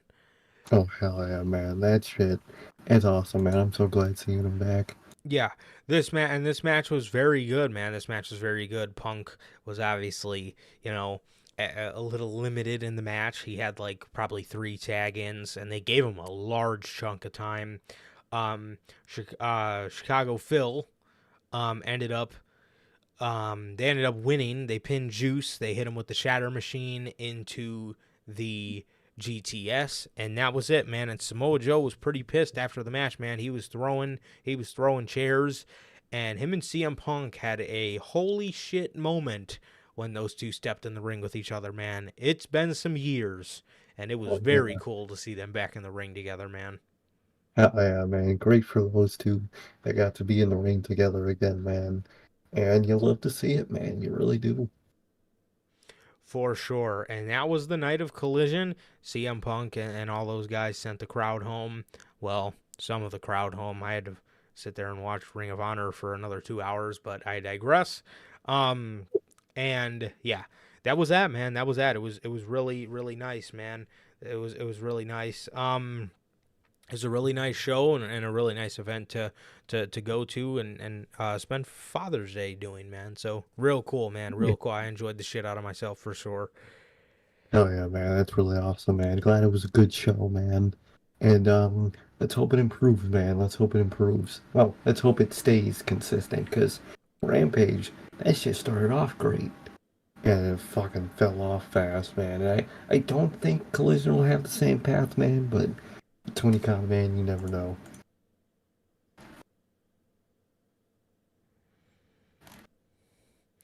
For sure, bro. For sure. I hope they can keep up this train of momentum for Collision. So, next, Monday Night Raw. Monday Night Raw, man, the show started off with Finn Balor attacking Seth freaking Rollins as he came out for his open challenge. And the open challenge never happened because he beat the shit out of Seth, and that was that. Apparently, a lot of people are speculating that this was supposed to be Braun Breaker, but apparently we got a lot of Vince McMahon changes because, Vince McMahon doesn't like NXT guys getting some shine over his main roster guys. So a lot of people are speculating that this spot was actually supposed to go to Braun Breaker attacking Seth Rollins, which is insane. It's crazy. That would have been not better, because, I mean, it makes sense to the Finn feud, but it'd give Braun Breaker some shine on the main roster, and he needs that, man. For sure. But Finn did give a reasonable explanation. He said, You're not fucking doing that open challenge anymore because you need to be worried about me. Exactly. He's Makes sense. For 7 years. Yeah. After this, The Miz is in the ring. He tells the commentary team to shut up, and we don't need to hear any more about Seth Rollins' problems. We need to hear about mine, because there was an open challenge advertised, and now there's not. And God fucking forbid if Mike the Miz was the one to accept it, I probably would have shut the TV off right there. So he said, so he says, I'm going to do my own open challenge since I got screwed out of this one. Fucking No One Will Survive starts fucking playing as we got the old Champatrons. Dude, I geeked. I fucking geeked, yeah, man. dude. That shit's dope, man. Great theme song. Got the good trons, man. You love to see the fucking guy back. And he came out in that long black and brown leather jacket he used to wear. Dude, he looked hyped. No fucking Johnny Gargano. And this show was in Cleveland. It might be on purpose. Yeah, I mean, it's dumb. Fucking yeah. Johnny Gargano was liking tweets about it, how bad it was that he wasn't there, which is never a good thing. But maybe since it was the Ciampa return, maybe you keep Gargano off television in his hometown and his old friend returns. Maybe something like that. Hopefully they did it on purpose. But if not, then my fucking god. Good fucking Lord. So Tommaso Ciampa is happy as hell to see The Miz. He's pumped. He's got this big cheesy smile on his face. He gets in the ring. He walks right up to him and he fucking socks him in the mouth. As he's beating the shit out of The Miz on the outside, you can hear him say, not one call, not one text. And he's just beating the holy shit out of The Miz as he hits him with a fairy tale ending not too long after that, and he puts him away, man. He puts him away. You love to see it, man. Did you see what he said? And I don't know if it was televised, but it was they followed him up to talk to him backstage. Mm-hmm. I did not. Oh, dude, he said all I remember that he said was, man, he said sometimes you just gotta do it yourself. Bro. It's happening, dog. And he's got the short beard too, like he did when he, bro. Oh, we're in for some shit, bro. That shit about to go crazy. Oh, this shit about to be heat. Sami Zayn challenges Kevin Owens to calm down his anger problems. Dude, this shit was funny at first with Imperium. I seen a lot of people saying this. Why does this feel like some Vince McMahon ass shit, bro? That's always how he had Kevin Owens act. KO. Like, dude, like when he was feuding with fucking Elias or Ezekiel, he had anger problems. When he was feuding, I think wasn't it when he was feuding with Shane too? He had anger problems. Yeah. Yep. Like, that's such a Vince McMahonism when it comes to KO. He has to be this angry guy that's always freaking out about something. Like, it's like, dude, I don't know if KO's just trying to have a little fun before he, because when he breaks up with Sammy, he's going right back to that badass heel. But like, why can't he just? I mean, he was a badass babyface under Triple H in the beginning. I mean, up until they won the tag titles. Yeah, so just let him be badass. This sucks, and it makes no fucking sense to revert him back to this fucking hokey bullshit, man.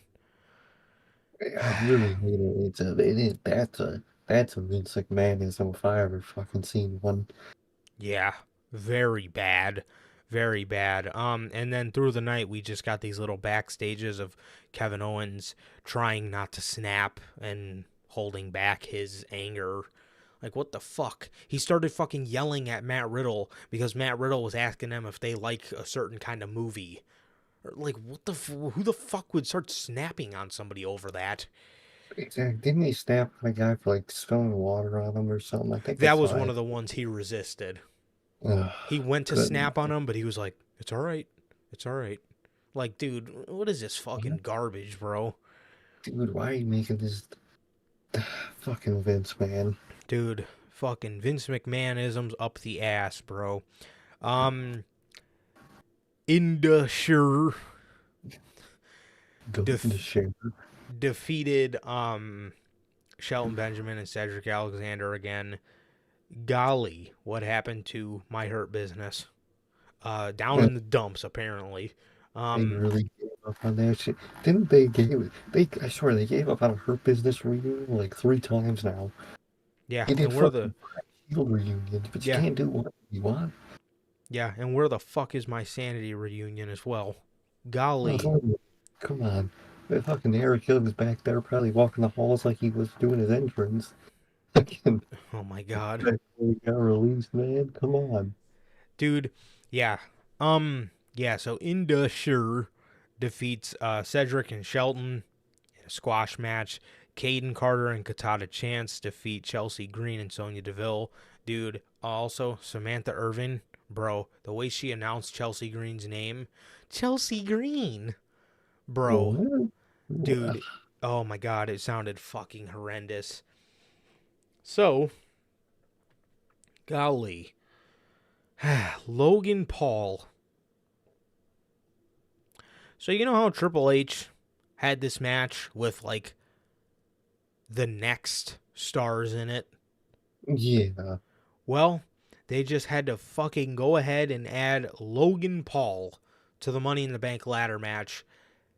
He's standing on top of sitting on top of a ladder in his segment. They announce Logan Paul, and they put the spotlight on him, and he says,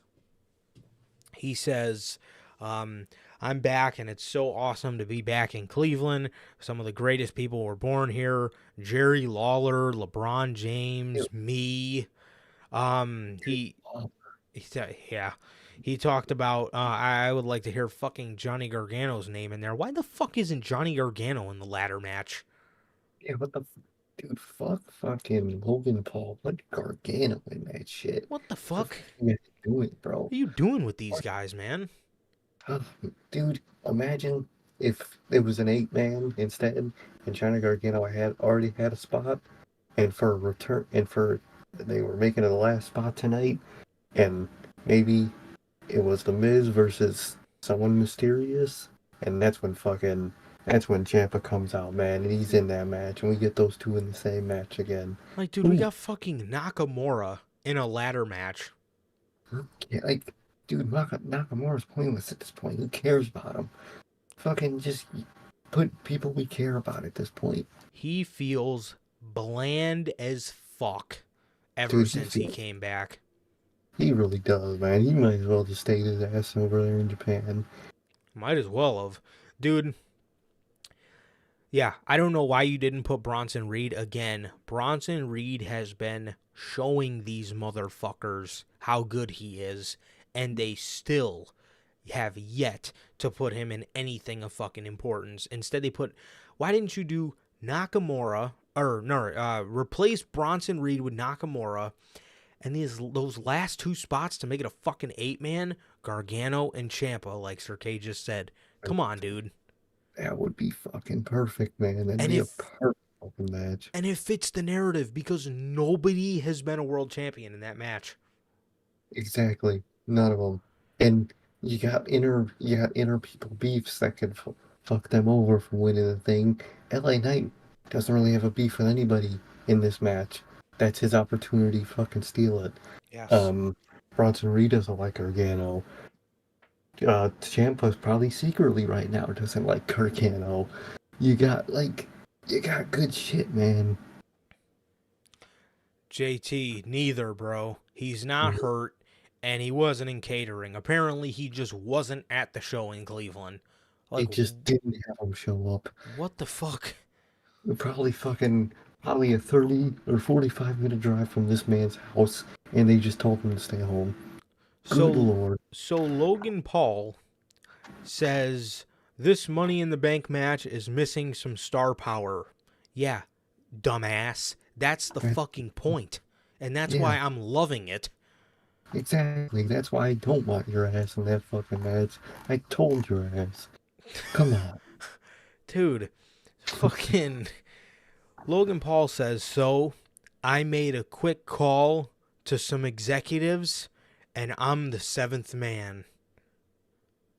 That was the fucking reason they gave. Can I make a call to some executives, man? Can I make some decisions if it's that fucking easy? No, sorry. No, my bad. He made a call to executives, and he's a social media megastar. That was the fucking reason. Okay. Okay. You know, Ricochet comes out, fucking, and he says, "You know, Logan, you weren't even famous until I made you famous at the Royal Rumble. Have you what? not been on the fucking internet for like the past fucking 5 years? You dumbass." What? Dude, I hate to break it to you, Ricochet, but everybody's more famous than you, big dog. So then Like, Nakamura comes out and he's just talking fucking nonsense, and then fucking LA Knight's music hit and the fucking crowd erupted, and I fucking erupted. This brand split makes no sense. They should just cut it now because this man is not on fucking Monday Night Raw, but it was still really nice to see him nonetheless. exactly, dude. The brand split has been made fucking pointless already. But at this point, for people like LA Knight, I don't fucking care. Just cut the brand split at this point. I want to see LA Knight more. The pop was crazy, dog. That shit was heat. Dude, he came rushing to the ring and he said, "Whoa, whoa, whoa. You call your," he said he was talking. He said something about the ladder match. He said this is the field for the ladder match. He's like, you got a guy who makes videos for 14-year-old girls and he thinks he's a megastar. Nah, nah. And he said there's only room for one megastar, and actually here's this for you. Logan Paul. I got a map to show you where you can shove each and every one of those bottles of Prime.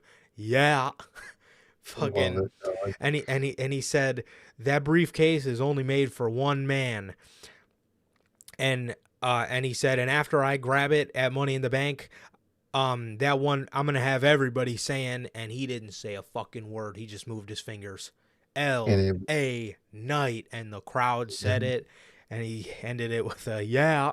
And then Santos Escobar came out, talked a little bit. Oh yeah, the Judgment Day were in the beginning of the show too. Damian Priest. Oh wait, no, sorry, that wasn't yet. Yeah. So Santos Escobar came out, and then Butch came out and didn't say a word and just hit Logan Paul in the face, and then everybody started fighting. is his name still fucking Butch, dog? Good lord. Yeah, I think Ugh. Money in the Bank's gonna be the Yeah, change. I think that'll be the change, man. But why was his fucking name Butch in the fucking first place? Fucking Butch. Fucking Butch, man. But exactly, JT, man, dude. If it's not fucking LA Knight, just cut the fucking company, man. Just name the company the Bloodline, and that's all I fucking care about at that point. Pretty much. Cause, Pretty dude, much. Dude, this is their golden opportunity to like to this is their golden fucking opportunity to like another thing too. I need them to stop fucking trying to tell me that LA Knight is a heel. Look at dude, this man's crowd reaction. I know that's frowned upon in WWE, but get your fucking head out of your ass. How do you not see the potential on this man as a babyface?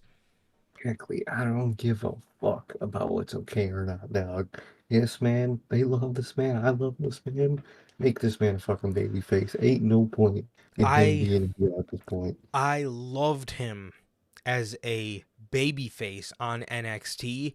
Once they brought him to the main roster, I felt like going heel was the right way because usually the main roster crowd does hook on to people that are heel, and then they like them, and then you turn them babyface. That's usually the formula for success on the main roster.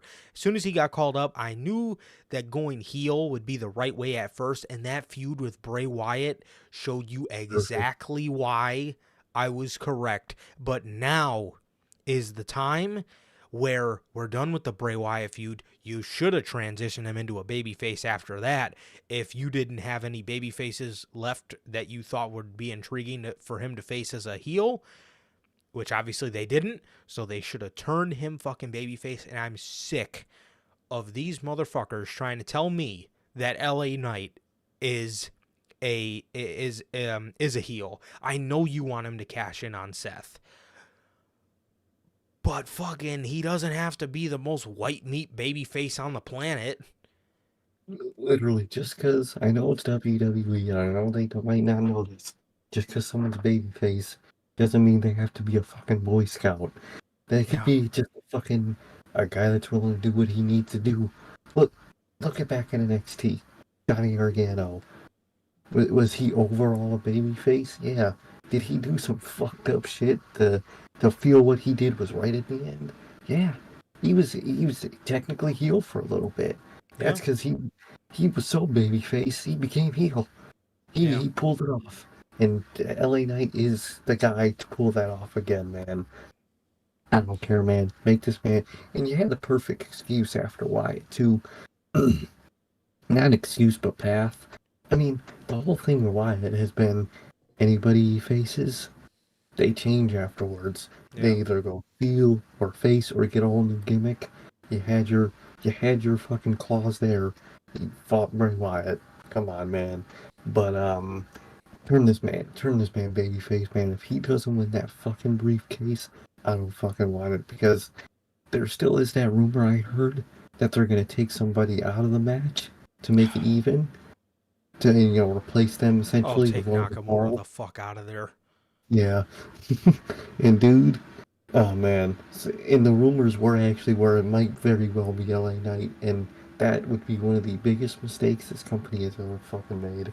Easily would be our worst mistake of the year. Easily. Ooh. Dude, you don't want to catch me on that fucking Money in the Bank review after they do some shit like that, bro. No. The fact that it is 7, I feel like they might do that. They're gonna take somebody out of the match. Dude, if it's fucking LA Knight, you fucking... just... Get Nakamura's fucking boring ass out of there, bro. He's boring as fucking 2023. And they want to attract some AEW.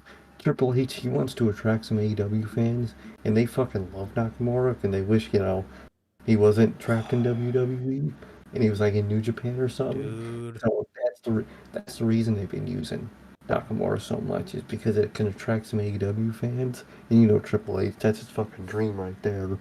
So I don't think they're gonna take Nakamura out. I genuinely don't.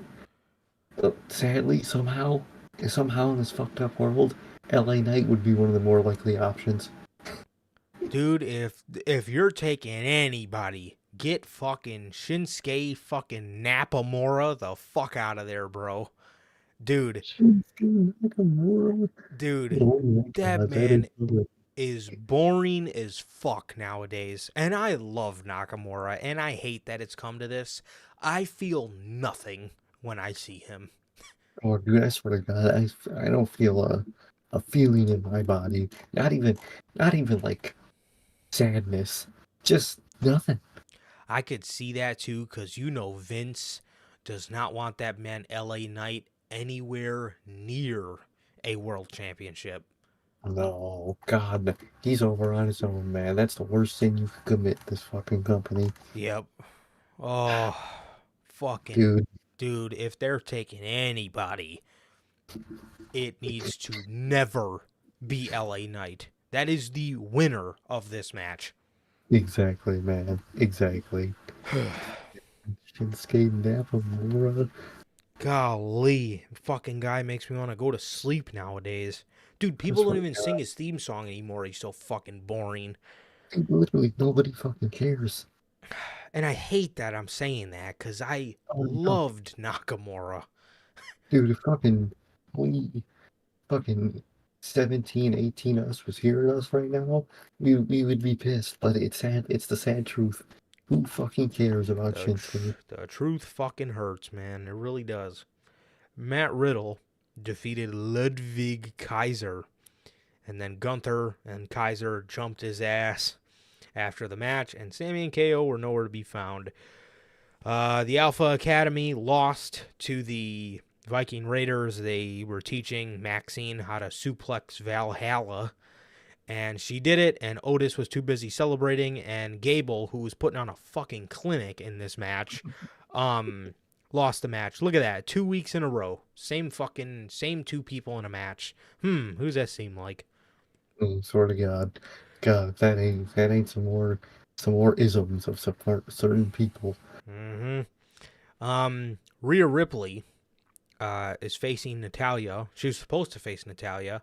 Natalya was going out here to show Rhea and the world and herself that she belongs, and Rhea just beat the holy piss out of her before the match even started. So that was that.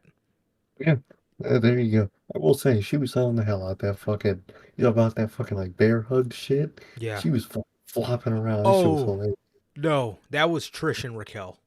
Oh, okay. Oh, fuck. Never Dude, mind. oh man, Trish, dude, if I gotta say anything about Trish, that She one knows how to move, fight. she sold the shit out of that. She was fucking flopping like a damn dead fish, man. That She shit really was was. hilarious. She was flopping like how she wrestles. Goddamn, good for her. Yeah, she sold really nice for Raquel. Raquel looked like she was beating the holy fuck out of her. She really was, man. So yeah, Rhea picked up the victory. A little bit before this, the Judgment Day came out. Before this, before the Rhea thing, Judgment Day came out and they proclaimed that they were gonna do Cody Rhodes, and if he can find two partners, to face them in the main event. So Cody, in a backstage segment with Imperium, Sammy was like, told KO, he was like, "Oh, I got to take this call. We got to take this." So they left. They found Cody backstage. Akira Tozawa walked up to Cody and told him that he wanted to be his partner. Cody told him he'll consider it. It's like when he told Brian Cage in AEW he'll run it up the corporate ladder. He's like, Yeah. I'll consider it, buddy. What do you And mean? You're the guy. What you fucking mean you'll consider it? so Sammy and KO walk up, and he asked him to be his partner.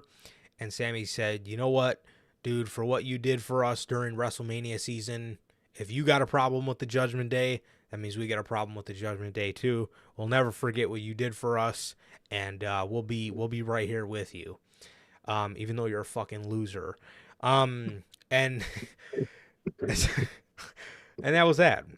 And that was that, man. So Hell yeah, man.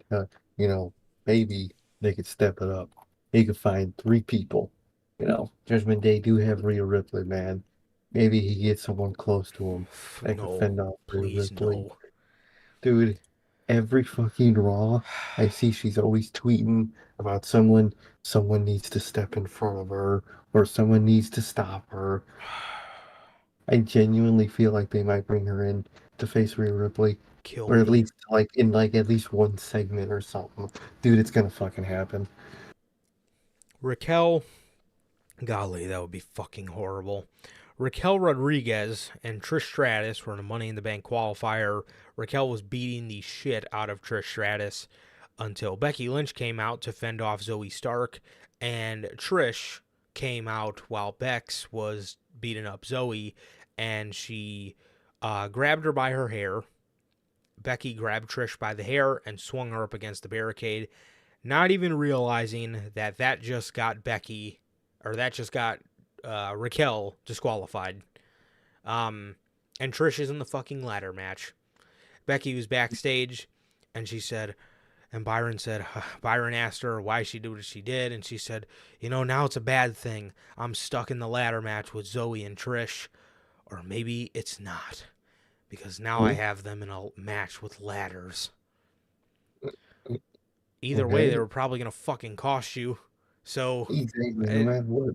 And by that logic, you could have just requested a ladder match if you really wanted to face them with some ladders or something. What are you talking about? Good God, man. Good fucking God. Yep. You know what's hilarious? We've been talking about this, men's Money in the Bank and how good it looks and how much you like it. Well, up until they had fucking Logan Paul, man. Dude, I have no idea what this fucking Women's Money in the Bank It match has been looking like it until you looks just told me. it looks really good. It looks That's really good. good, actually.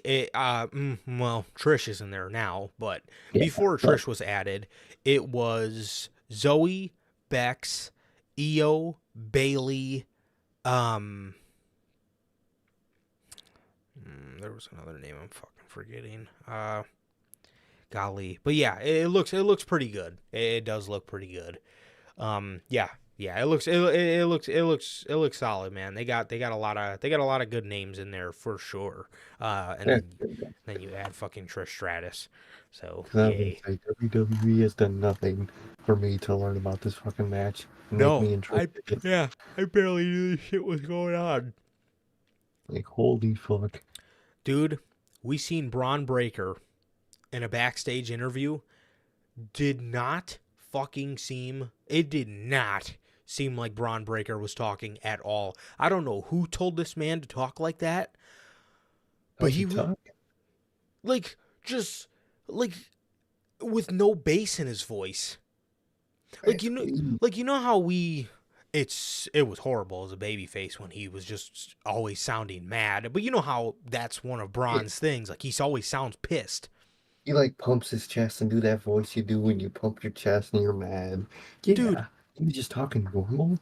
he was like he was like dude, you're gonna fucking fall over after you find out the little pun he threw in there or the little innuendo he threw in there. Dude, he goes, if you think what happened, what Finn Balor did to Seth freaking Rollins was bad, well, I'm gonna hurt Seth freaking Rollins really freaking bad. Ain't no fucking way. And he This walked mo away. What the fuck was that? Oh fuck, bro, this ain't Braun Breaker, That's man. not This Braun is Breaker. it's Braun Steiner right there, whatever his real first name is. I always forget it. Bronson. Right? Oh, is it Bronson? Yeah, his real first name is Bronson. Bronson Steiner. Oh, okay, Bronson. That was Bronson Steiner, bro. I don't know who the fuck that was. What I'm the? gonna hurt him pretty freaking bad. Oh man, and he was talking just like how I was. No bass in his voice, just normal That is fucking ass, weird. You hot know that ass. man. That man Vince told that fucking guy, "Why you talk like that?"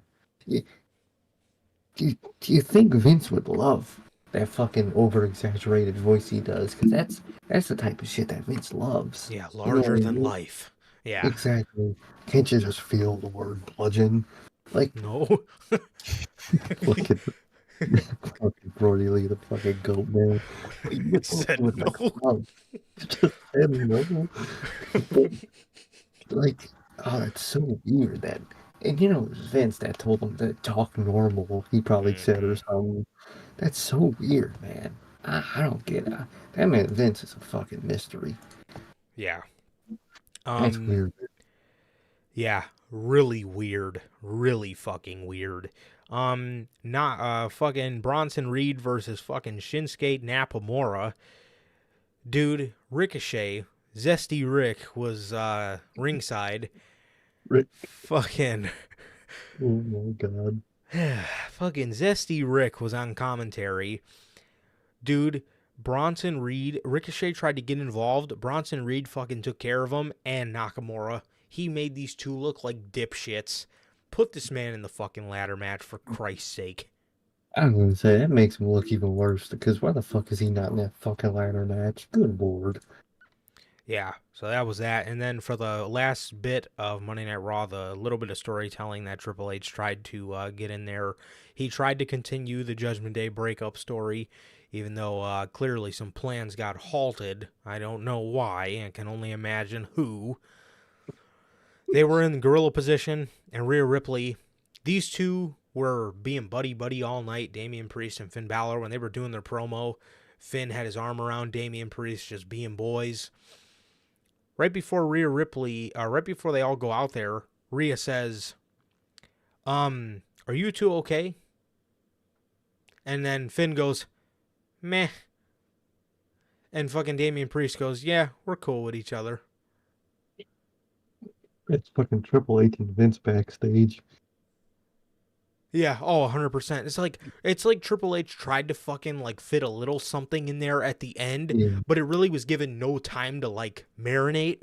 So it's just like, okay, that was just kind of thrown in there, even though these guys showed no tension towards each other earlier in the night. But I don't know, but I'm very intrigued, and I don't want to see this group break up, man. I'd be very interested in a Finn Balor babyface Prince run though. But I mean, like, dude, the whole thing is like the Judgment Day run Monday Night Raw, and then you're just gonna fucking break them up. You cannot break up Judgment Day and the Bloodline around the same time.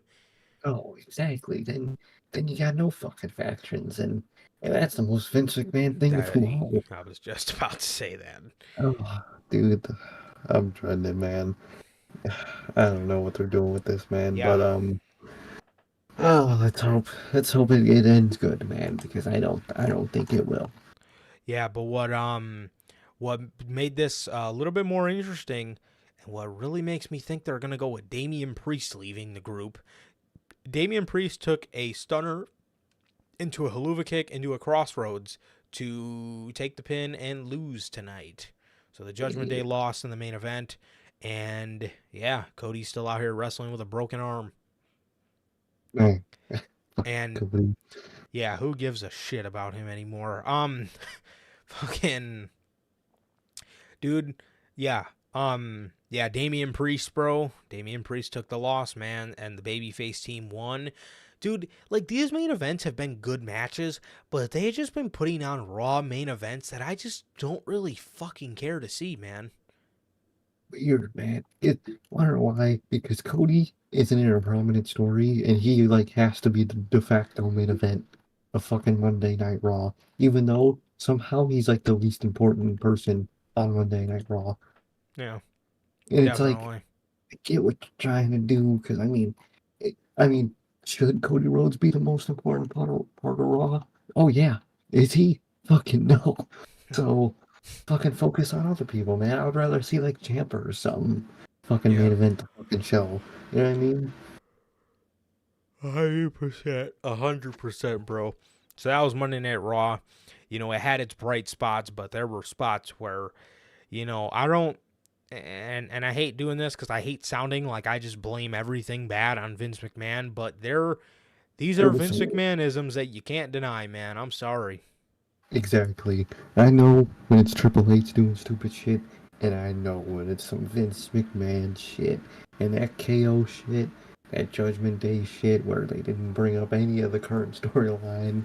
No. That's some fucking weak Braun shit. fucking snoozer. Dude. Yeah, randomly changing the way he acts, that is Vince McMahon shit. Mm-hmm. Yeah, We know it. Logan Paul being added to this ladder match for star power. Listen, you have a Yeah, fucking megastar in the match, in the making, if you let him. exactly. Man, we watched Vince McMahon booking for like the past 8 fucking years, man. We know what it fucking looks like. Dude, I have seen this motherfucker damn near my I whole entire life. I know his opinions. I know the way he acts. I know what he tells people to act like. And this was some Vince McMahon shit tonight. And I Yes, it hate to was. see it. Yes, it was. Because at the end of the day, I'd rather see bad Triple H than fucking any Vince McMahon. No question. No question at all, bro. So, yeah, man. And yeah, looks like that's gonna do it for this edition of the Notorious Heels podcast, man. That's everything we got today for you guys on this episode of Unscripted. Thank you guys so much for joining us and being with us today, man. Thank you guys, man. We appreciate you guys. And yeah, that's everything we got today for you guys, man. Thank you guys again. We love you guys so much. Thank you guys. And once again, it has been always, always, always a pleasure for my Johnny Mayhem. And I, Sir K. And that is going to do it for this edition of the Notorious Heels podcast, man. Another great edition, episode 148 of Notorious Unscripted. And with that, ladies and gentlemen, thank you guys so very much. Thank you guys, man. We love you guys. Please like, comment, and subscribe. And we will see you guys on Friday for not only the news, but the Forbidden Door predictions. Peace.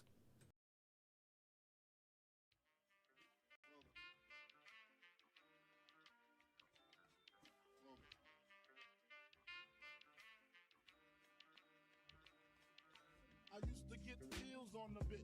Now I throw shields on the dick to stop me from that HIV shit. And niggas know they soft like a Twinkie fillin', playing the villain, prepare for this rap killing. Biggie Smalls is the illest. Your style is played out like Arnold when that's what you talking about, Willis. The thrill is gone, the black Frank White is here to excite, throw dick to dice. Bitches are like I'm brainless, guns are like I'm stainless steel. I want the fucking fortune like the wheel. I squeeze cats till my clips is empty, don't tempt me. You don't want the fuck Here I am, I'll be damned if this ain't some shit. Time to spread the bud lyrics over harmony grip. It's the new killer death trap. Yes, I'm a jet black ninja. Coming where you rest at, surrender. Step inside the ring, use the number one contender. Looking cold booty like your pussy in December. Nigga, stop bitching. Button up